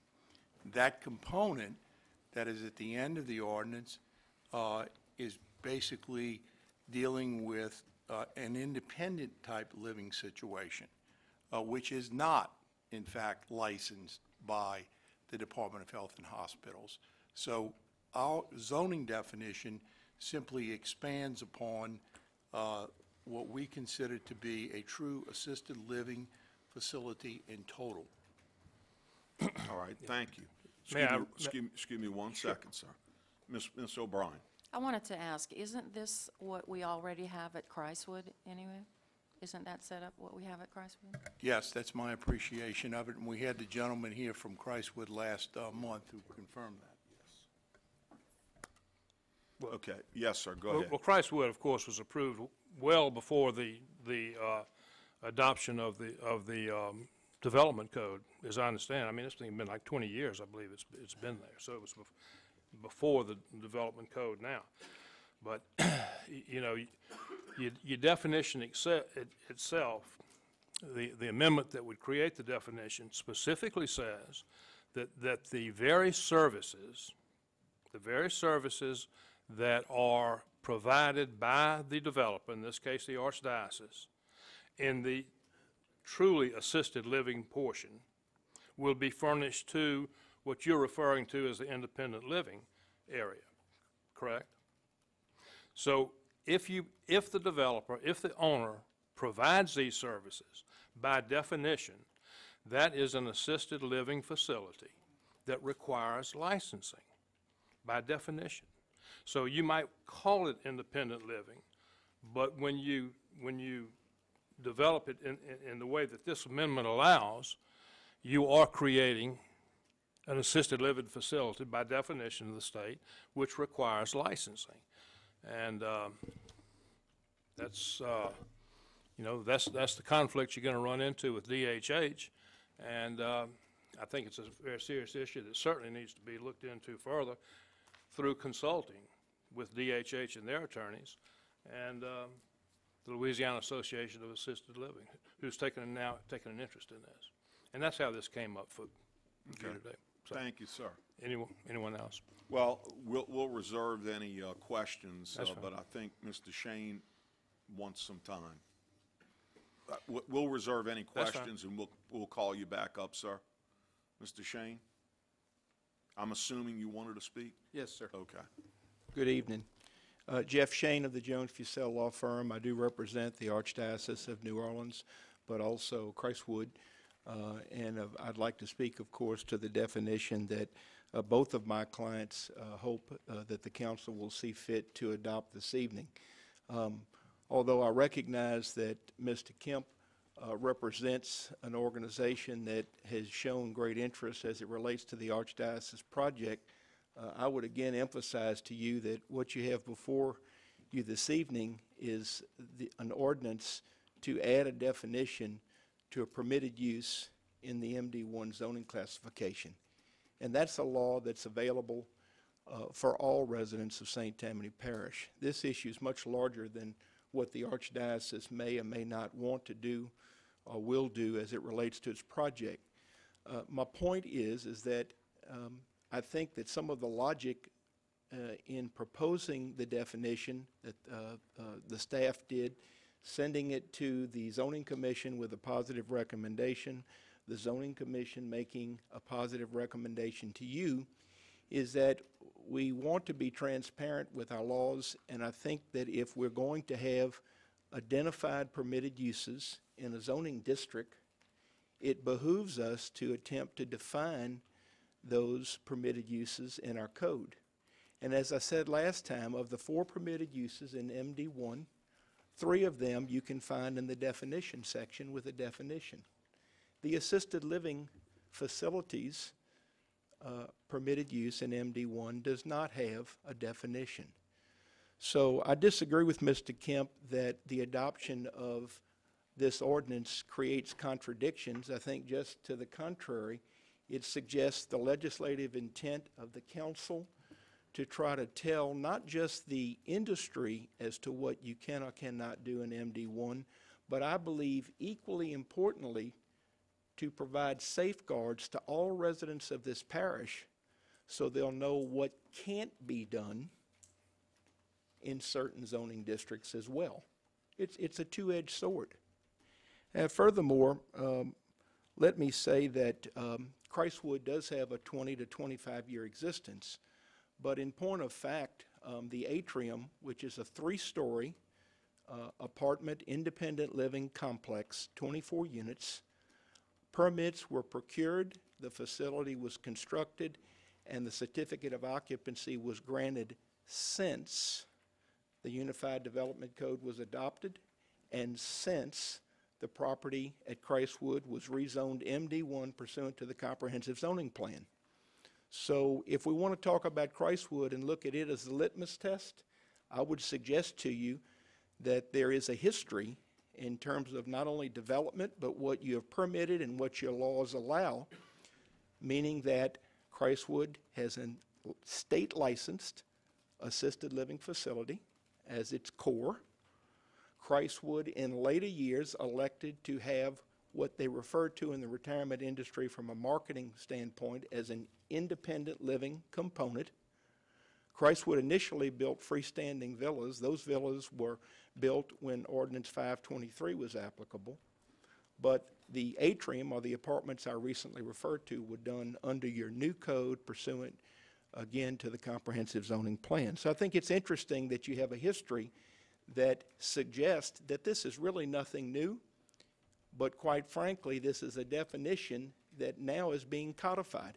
And this council well knows that you have had other land use cases where there were suggestions that permitted uses did not belong in a particular zoning classification because we didn't have good definition as to what you could or could not do with regard to that permitted use.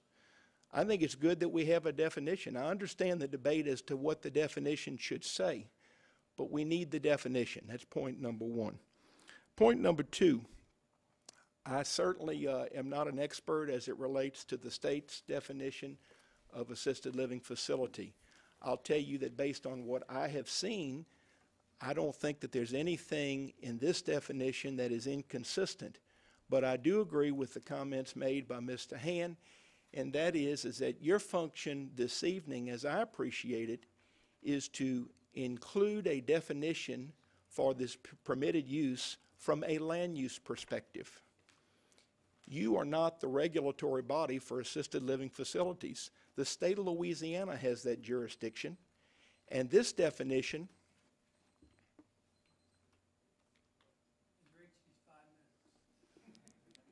it's kind of interesting. You are aware that there is a 5-minute limit on top? Not in a case that's Yeah, not Mr. under Shane. appeal. Yeah, Mr. Shane. But I'll be glad to sit down if you'd like me to. No. You can wrap it up fairly quick. No. Well, You're it granted seemed extra as though time. that there were some fairly liberal Mr. Shane. time intervals this evening for some other cases, and which, again, certainly any time I might get, Mr. Kemp and others deserve the same amount of time. So, Mr. Shane. Yeah. You're going to get the time you need, and Mr. Kemp, you'll get the time you need, sir. I appreciate that, and hopefully I can wrap it up. I'm just the timekeeper. The second point, though, that I was making before. But we need to know more. Go ahead, I'm sorry. That's okay. I think the second point, though, that's important in this process is that, again, your definition is a land use definition. And I believe you have wisely decided, based really on commentary you heard from some of the people in the audience tonight in prior months, that had a concern that independent living structures might be built that would not have a reason, or that they shouldn't be in an MD1 district. This definition ensures that you cannot have an independent living component to one of these communities unless there is a state-licensed assisted living facility. That's what the definition says. So my suggestion would be is that if it has to be a state-licensed assisted living facility, we know it's going to have to meet all of the criteria that the state promulgates for an assisted living facility. Then your definition suggests that if that project, which is to also have these independent living components, whether it's apartments, independent villas, et cetera, there's an opportunity to do that. And I think the language that talks about it not being licensed is based on research with the state determining that the independent living sector is not a licensed sector. So I'll wrap it up by saying I think you need a definition. I think the definition was well thought out. I think it reflects what you and the staff have consistently done with other projects like this, both pre-UDC and post-UDC, and I urge you to adopt the ordinance this evening. Thank you. Thank you. Mr. Kemp? Yes, Mr. Bender, and I made this argument again last week, an amendment itself is not the problem. It should be a good amendment. It should be the right kind of amendment, which this one is not, in our opinion. The state already has a definition of assisted living facilities, and I have it right here. An adult residential care home facility that provides room, board, and personal services for compensation to 2 or more residents that reside in individual living units which contain at a minimum 1 room with a kitchenette and a private bathroom. And then it goes on to say, for licensure, an assisted living home facility shall comply with licensing regulations established as core standards plus those in the assisted living module. Again, this amendment provides for a portion of the development that does not require licensure, which I'm quoting from the amendment, adult housing for which Louisiana Department of Health and Human Resources does not require licensing, but in which the resident shall be provided access to the activities, functions, and health-related services offered to residents. That's not independent living.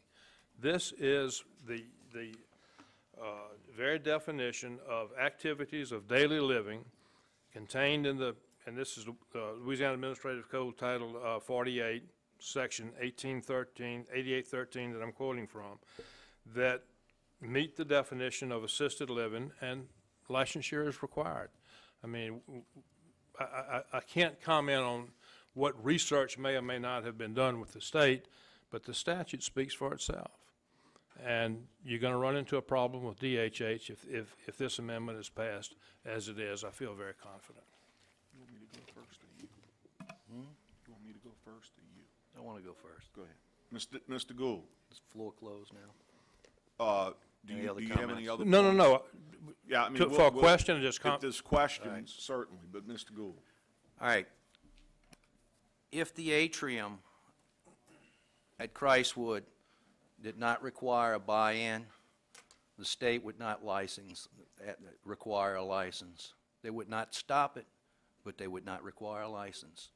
The reason that they want to regulate that portion of the retirement community is because they have had issues at some facilities that require a buy-in for people who haven't got the service they wanted, and it gets very difficult for them to get out.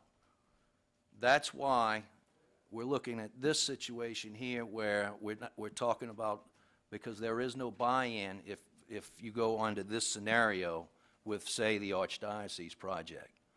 Okay? As far as who determines the license or what license they have to have, DHH makes that final call. And quite frankly, the argument that I hear is it's just an argument.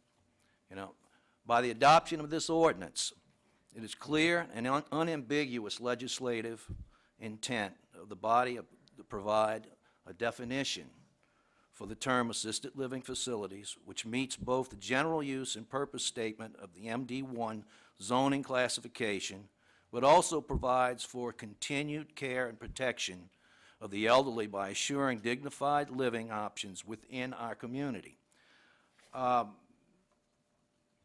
This definition reflects the uses, the zonings and the projects that we have approved through the years, including some of the expansions. Now, whether DHH decides they want all of them completely licensed or a portion of them, that's clearly up to them, and it's their call. Right. But with that, I'm going to call for the question. Okay, so, and I agree with you, by the way, Mr. Gould, on your points. Mr. Gould, you made the motion. Who had the second on it? Mr. Dean. Mr. Dean, you had the second on it, didn't you? Okay. All right, please vote.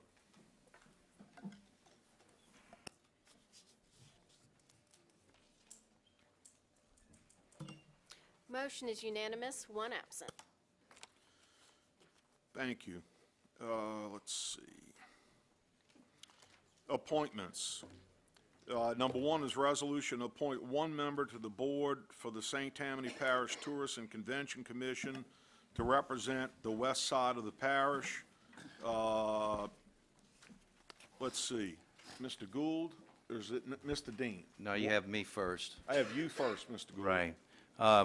I need to, Mr. Hollis has requested that he have his name removed from consideration. Okay. So Mr. Hollis's name is no longer in nomination. Okay?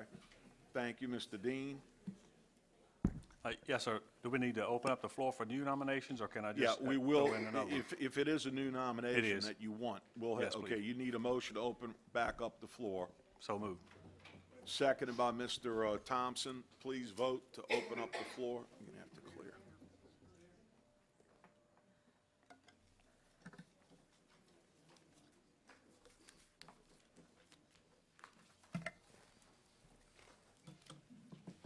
Jerry? Yes, sir. I want to ask a question before we go to another. Motion is unanimous, one absent. Okay, Mr. Dean? Yes, sir. I'd like to, Wait, excuse me, Mr. Dean. I misunderstood. Mr. Tanner would like to make a point and ask a question. My question is, you know, we appointed two members last meeting, not appointed, nominated two members last meeting. Oh, for the West. If we're gonna nominate additional people tonight, Yeah. then I don't think we ought to be voting on it, because I just now got the resume of the person that's gonna be nominated tonight. Oh, I understand. And so I don't know why, you know, and I asked some people about this beforehand, and they said, yeah, we're gonna vote tonight. Well, we I don't think that's right. necessarily have to, because we would have to suspend, I think we would have to suspend the rules to vote. Is that not true, Ms. Dan? No. It's already laid over. It's laid over the 30 days, even though we open the once we open the nominations, it lays over 30 days from there. Should lay over another 30 days if you got Well, a new member. it could, but you would have to, it would require a motion to table the appointment. Okay, let's, But that would be after the nomination. I understand the point Mr. Tanner is making, however. If we could, let's get the nomination in there. Mr. Dean? yes, Mr. Chairman, I'd like to nominate Ms. Sharon Lowe Drucker from Okay. Madisonville. Mr. Marty Dean nominates Sharon Drucker, Lowe Drucker from Madisonville. Any other nominations? Mr. Tanner? I move that we table these nominations till the next meeting. Okay, let me, if I can, let me get a second first on Mr. Dean's nomination. Do I have a second on Ms. Sharon Lowe Drucker, seconded by Mr. Ortiz? Okay, I have a motion and a second. Mr. Tanner? I move that we table Mr. these Chairman? nominations Okay. until the next meeting. Mr. Stefanski? Before we do that, and I'm gonna, so we understand the rules. If you table it, you're leaving the nominations open for additional nominations next month. So what you gotta do is close the nominations if you wanna do that, and then that way somebody cannot add any more next month. By the way, I think both ladies are in the audience tonight, so, Okay. I just wanted you to be aware, but we need to close the nominations I first. agree. As a, as a point, and then vote to table or not to table. All right, Mr. Tanner, I'm gonna get you to hold 1 second, okay? I just want to move to close the nominations. Oh, go ahead. I move that we close the nominations. Motion by Mr. Tanner to close the nomination, seconded by Mr. Gould, okay? And please vote on closing the nominations. Motion is unanimous, one absent. Okay. Now, Mr. Tanner, I move that we table this until the next meeting. we have a motion to table the vote on the two nominees until next meeting. Motion by Mr. Tanner, seconded by Mr. Artigue. Please vote.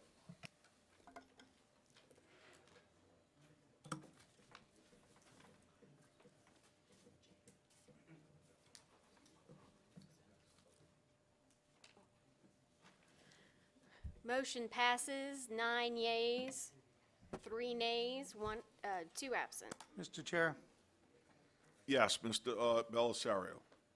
both nominees are here tonight. I don't think we need to wait till next month to hear them come speak. We should take the time to hear them now. We've done this before. I've said, now I'm in my 6th year. I've learned one thing, that in a situation like this, when new names came up, we accepted them and we voted. And we're going to table, that's fine, but since these two people here took the time to sit here for over 2 hours, I think they have the right to at least give us a speech and tell us their No. qualifications. I understand, and I would agree with that, but I also want to make this point, okay? Mr. Tanner, just because we've suspended the rules in the past, that's an option by a majority vote of the council, does not mean that Mr. Tanner can't make a motion to table and lay over for 30 days, okay? That's an equally viable option.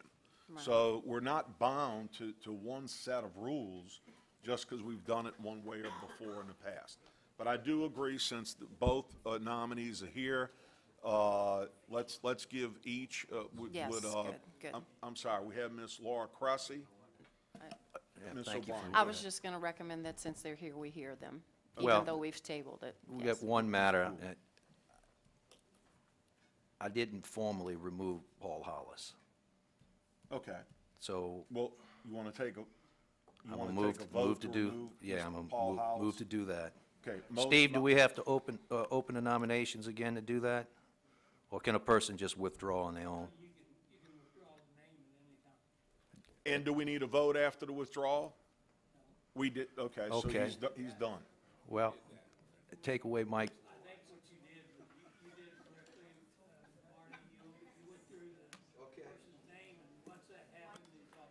Well, our learned attorney over there gave me bad advice. That's not the first time.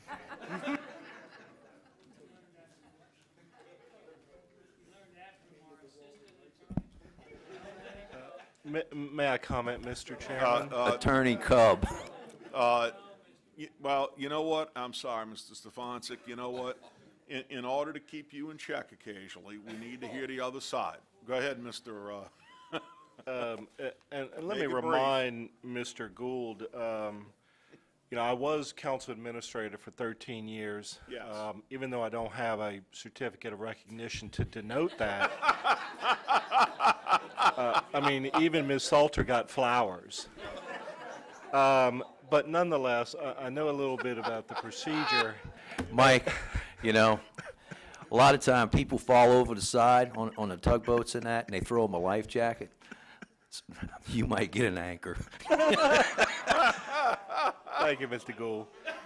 But I was merely attempting to point out to Mr. Gould that there were 2 nominations made at the last meeting, and then another one was made today. And even though he went to Shaw and I went to De La Salle, I Yes. think we both realized that 2 + 1 = 3. So I was trying to clarify with Mr. Gould that that is, in fact, what he intended to have the council consider Yes. next month when it does make the appointment finally. Yes.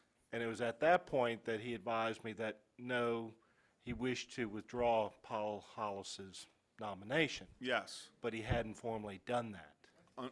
Okay. And so I was That's, you know. merely trying to assist Mr. Gould in his council manic being the key word, function. Yes. Thank you. Yeah, but indeed, I did formally remove him. No, you So, did. okay, I asked so- you said you wanted to remove him. Yeah. Can we listen to the ladies? Mike Uh, just wanted to please. talk. Well, we're going to have the ladies up. However, Mike, Red gave the flowers to Miss Kim. Steve is the next senior in line. Steve, will you give the flowers to Mike at the next meeting? Steve, it's only right.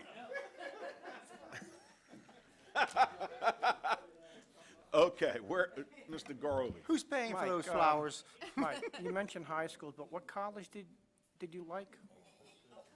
Oh, Ole Miss. Ole Miss. Miss Cressy and Miss Drucker, would you stand, please?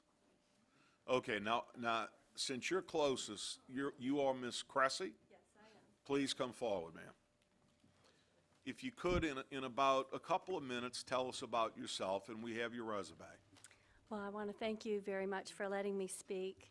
And I just want to tell you that I think that I can serve on this board very effectively. I do this job professionally. I am in the hospitality industry. So I already actually do the tourism You know, I go out with the Tourist Commission already. And I'm already promoting this parish because I have to do it for my hotel. And in addition to that, I also have a bed and breakfast. So I have a vested personal interest in expanding what we do here for the tourism. My job is to identify potential customers, keep my owner informed, and then I strategically plan events to keep the guests and the residents here, the people who come to visit St. Tammany Parish. So I have been working with the tourism, with the St. Tammany Tourist Commission on a regular basis. And I think that since I have the experience and I'm ongoing, I would be actually a working board member because I do it, I get paid to do that by my employer. And I want to thank you very much for this opportunity. It would be an honor to serve this board. Well, thank you, Ms. Cressy. Appreciate it. And Ms. Sharon Lowe Drucker.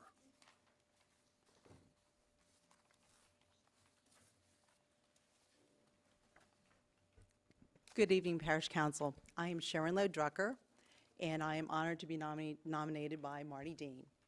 I also do have experience, but I bring experience from outside. I heard Laura's comments about owning a bed and breakfast, but I also have contacts outside of St. Tammany, which I think in order to grow St. Tammany, you'd like the neighboring parishes to come and grow with us. I also served as president of Leadership St. Tammany Alumni Foundation, which is vested leaders. I have been a resident for St. Tammany for over 25 years. I've been born and raised in Louisiana, and I believe quality of life is extremely important in St. Tammany. And how that mirrors off or in piggybacks is to tourism. The way we gain tourism is by having a great quality of life. You want a safe place here. You want to have beautiful and wonderful places to come visit as far as museums are concerned, such as what we're going to be developing, the Arts District. Also with Junior League, which I have served on the board, we bring in the Ideal House that was over in Tarabella. So all that is infiltrated with tourism. What I bring also is that I serve with my husband for Pyramid Audio Productions. And what we do is we produce live big festivals such as Jazz Fest and also for Mardi Gras. We also bring in Mardi Gras balls and produce them on a large event. Also, I serve on Safe Harbors Board, and I brought in Dr. John, whose first time has ever played over here on the North Shore. So I'm looking at outside as far as bringing in maybe bands, bringing in other types of tourism that is not the traditional for hotel and bed and breakfasts. So hopefully you will join me in looking at the brighter and bigger picture for tourism, and you would consider me in voting for me. And we're representing the west side of St. Tammany. Thank you. Thank you, ma'am. Appreciate it. Thank you both for coming and staying through the meeting. Okay, item 2 is resolution to appoint Martha Casabon to replace Clarence Romage Jr., who resigned on the St. Tammany Parish Recreation District Number 10. Mr. Thompson. Motion by Mr. Thompson, seconded by Mr. Tanner. Please vote.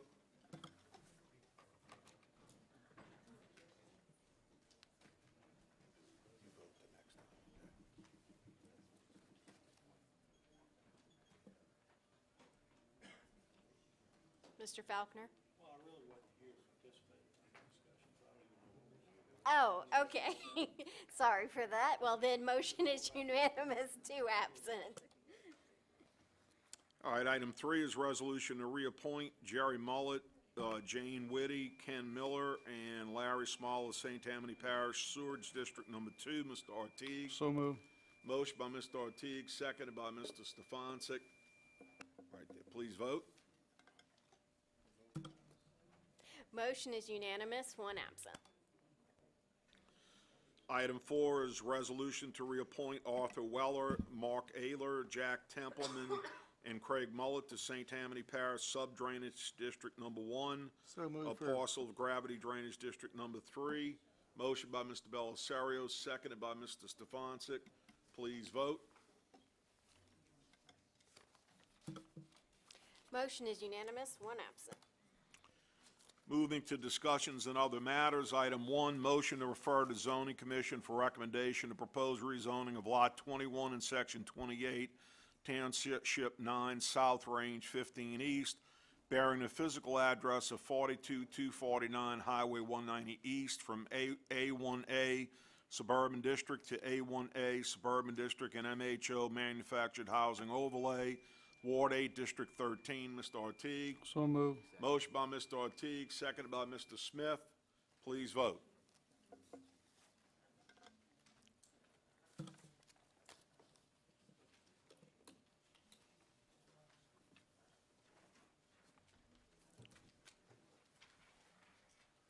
Motion is unanimous, 2 absent.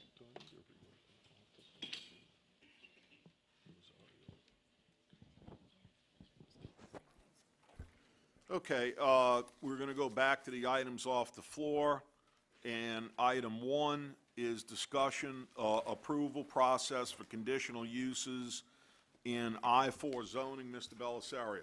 I'm sorry, excuse me, Mr. Chairman. Yes, sir. It will be necessary to open the floor again, because on your previous opening of the floor, it was only to move up one item. And so it would be necessary to open the floor again in order to review the rest. I knew I would do this wrong. Well, I was hoping Mr. Stefanczyk No, between you would- and Steve, I knew it was not possible. All right, motion to open. Well, we would up have the- a difference opinion on that, but that's I okay. understand. Motion to open up the off-the-floor agendas. Mr. Tanner, seconded by Mr. Thompson. Please vote. Who moved on that? And who seconded? Mr. Stefanczyk, Mr. Artigue, Mr. Smith.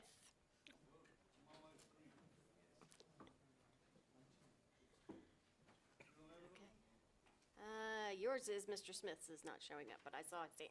So motion is unanimous, 2 absent. There it goes. All right, item 1 is discussion approval process for conditional uses in I-4 zoning. Mr. Belisario. This is a request of mine. In last month, I had a planning case that came through that was in an I-4 with conditional use. The zoning commission unanimously approved it, and when I did not see that case coming up as an ordinance for introduction, I was advised that the way the I-4 is structured, if there is no appeal, it's automatically approved. And that sort of bothered me. When you look at the uses in I-4, like an atomic generating plant and a landfill, if there's no appeal, then therefore it's automatically approved. That's just is the exact opposite of my expectations. I believe that if that's the way it was written, it was not the intended reasoning process, and we need to discuss this next month to look at requiring any case from I-4 with conditional uses to come through for an ordinance. Okay. It's just, I can't fathom the fact that we would approve a sanitary landfill and there's no appeal, then it would automatically be approved, especially with the Understand. level of intensity. Any other discussion among council members? Gonna set that up for the, For agenda yes, review? thank you. That needs to be discussed, I think, yes. Okay.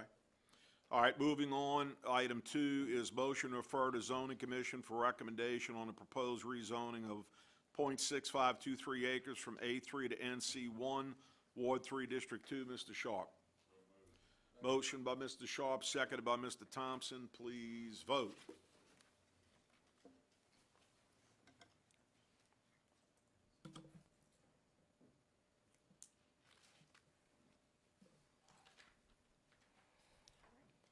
Motion is unanimous, 4 absent. Item 3 is ordinance to rename Horace Street as Starfish Lane, Ward 4, District 5. Mr. Falconer. Motion by Mr. Falconer, seconded by Mr. Tanner. Please vote.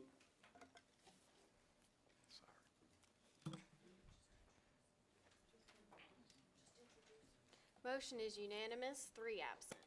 Item 5 is resolution to request the St. Tammany Parish Congressional Delegation to amend or revise the Biggert Waters Flood Insurance Reform Act. Need a motion? Mr. Bender, Falconer. I'd like to make that motion, and I'd just like to add, this is an incredibly important issue. We've had at our Agenda Review Committee meeting a discussion, thanks to Mr. Dusoy making a presentation on this issue, and it's going to affect the people in my district and many of the. In fact, it'll affect everybody in the parish. Also, It's huge. I think it's going to affect too. I mean, people all along the coastal areas of much of the United States after looking at what happened with that storm last year. You know, so anyway, I agree with you.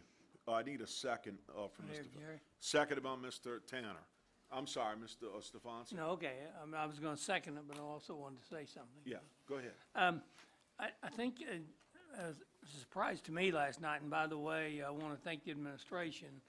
They apparently are sending emails notifying our meetings to a lot more people. And last night, unbeknownst to me, in my monthly meeting, David Doss showed up. David Doss is Senator Vitter's representative from this area, and I let him talk, toward the end of the meeting, I let him talk, and then people ask questions, and most of the people live down around the Bayou area, so every question had to do with this situation here. And I think what we've got to do is I know that Region 6 is telling something different than headquarters is telling, and we're having a big problem with that, and the people are scared to death about what's going to happen.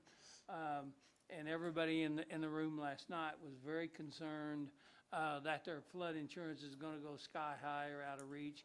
I think that this is a very important issue, and we need to make certain that our parish president, along with all the other parish presidents around here, take stands on this and try to get the Corps of the FEMA to do something different than what they're doing now.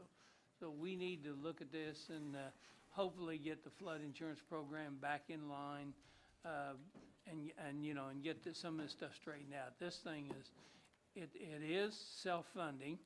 It is going to have to be actuarially supportive of itself, and make sure what money comes in takes care of it. But I know that what they passed is not necessarily what everybody wanted, but it was the only choices they had. And I think that's what Congress looked at the time. If you're either going to pass what they had, or you weren't going to have any flood insurance program at all, and that would be a total disaster for this area down here. So we need to make certain that we get this thing worked and constantly have our people trying to work it. Thank you. Mr. Law, I'm going to go, but I'm going to let you go first. Yes, sir.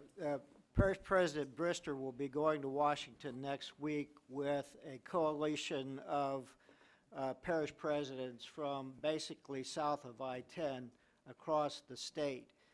But they will also be meeting with representatives from most of the eastern coastal states because of the effect that the way FEMA has implemented this has made it so difficult that nobody really knows what they're going to get.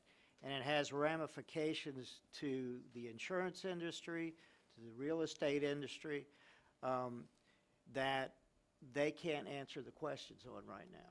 So the request will be to shut down the implementation for a year and kind of get everything straightened out again.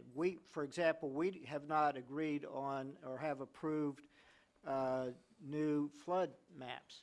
So you could have somebody who, on the existing flood map, is an A, and next year could be a C, but they would have had to pay $10,000 this year and $1,000 next year. It doesn't make any sense. So the whole pressure is not so much looking at what the costs are to this point, it's figuring out how you get to the point where you can calculate cost. Yeah, and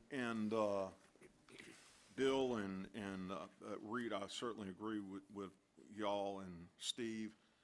The thing that really bothers me is different things I've read. For example, your flood insurance rates are going to go up. Well, mine have already doubled since Katrina. I don't know, 100% increase is pretty doggone good, okay, for them. Now they're saying if you've had a repetitive situation, 2 events. I in my house have had 1, Katrina, in now exactly 50 years. My house was built in 1963, okay? I don't know, from my perspective, that's not too bad in Hurricane Alley.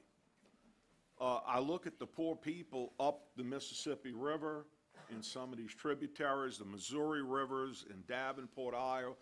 Who would ever think there would be flooding in South Dakota, okay? Massive flooding, all right? What are these people going to do?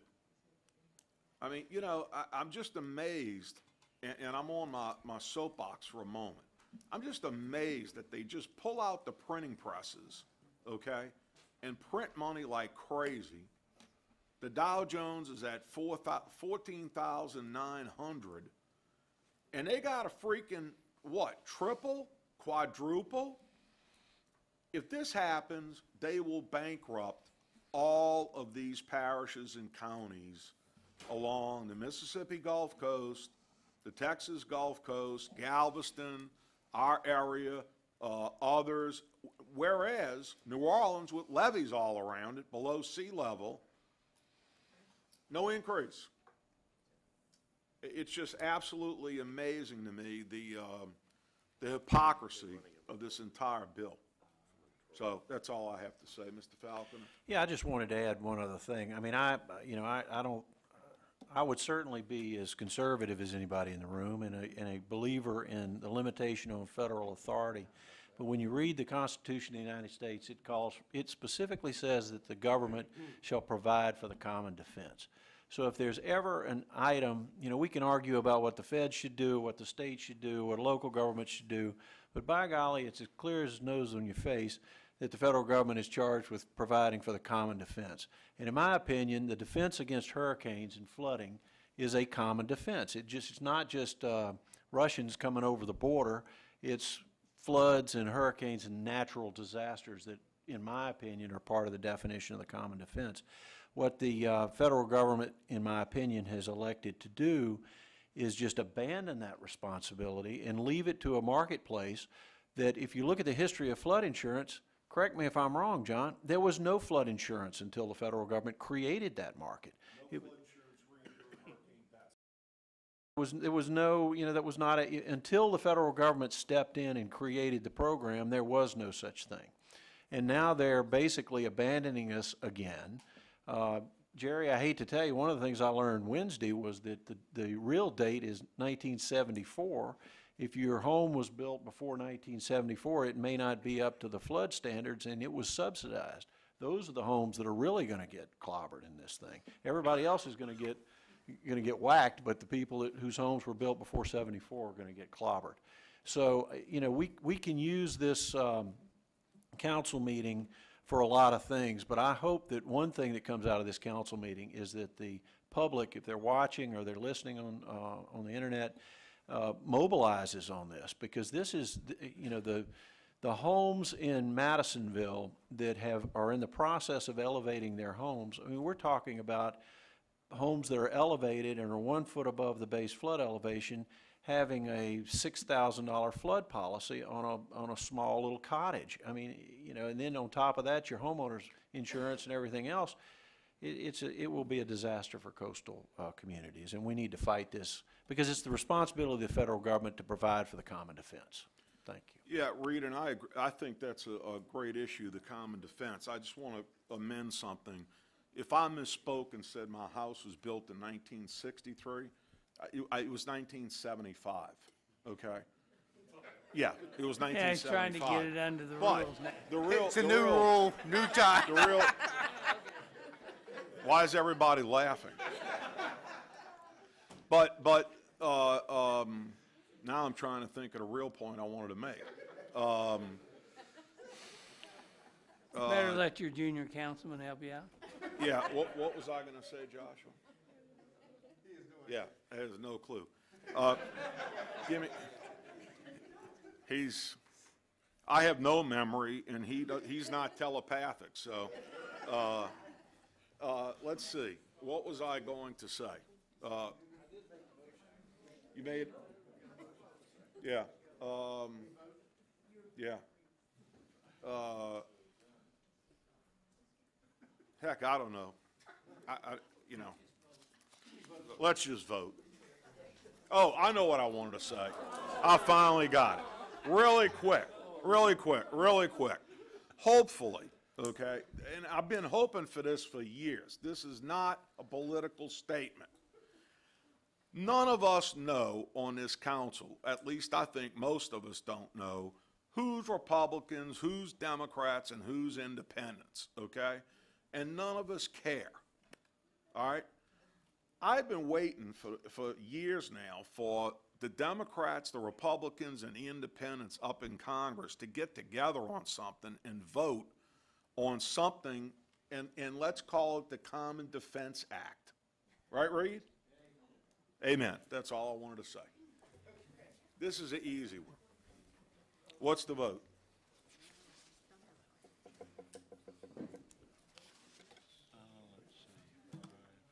Motion is unanimous, 2 absent.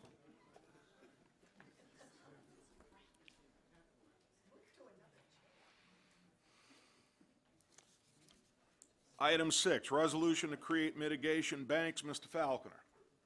How'd you know I wanted to talk? I knew it. This is very important too, because it deals with this, what is it, modified Charleston method deal? And it gives us an opportunity to maneuver around within that context. This is the first step of a very long process, and I urge my colleagues to support it. I make the motion. Motion by Mr., was that seconded by Mr. Belisario? Motion by Mr. Falconer, seconded by Mr. Belisario. Please vote.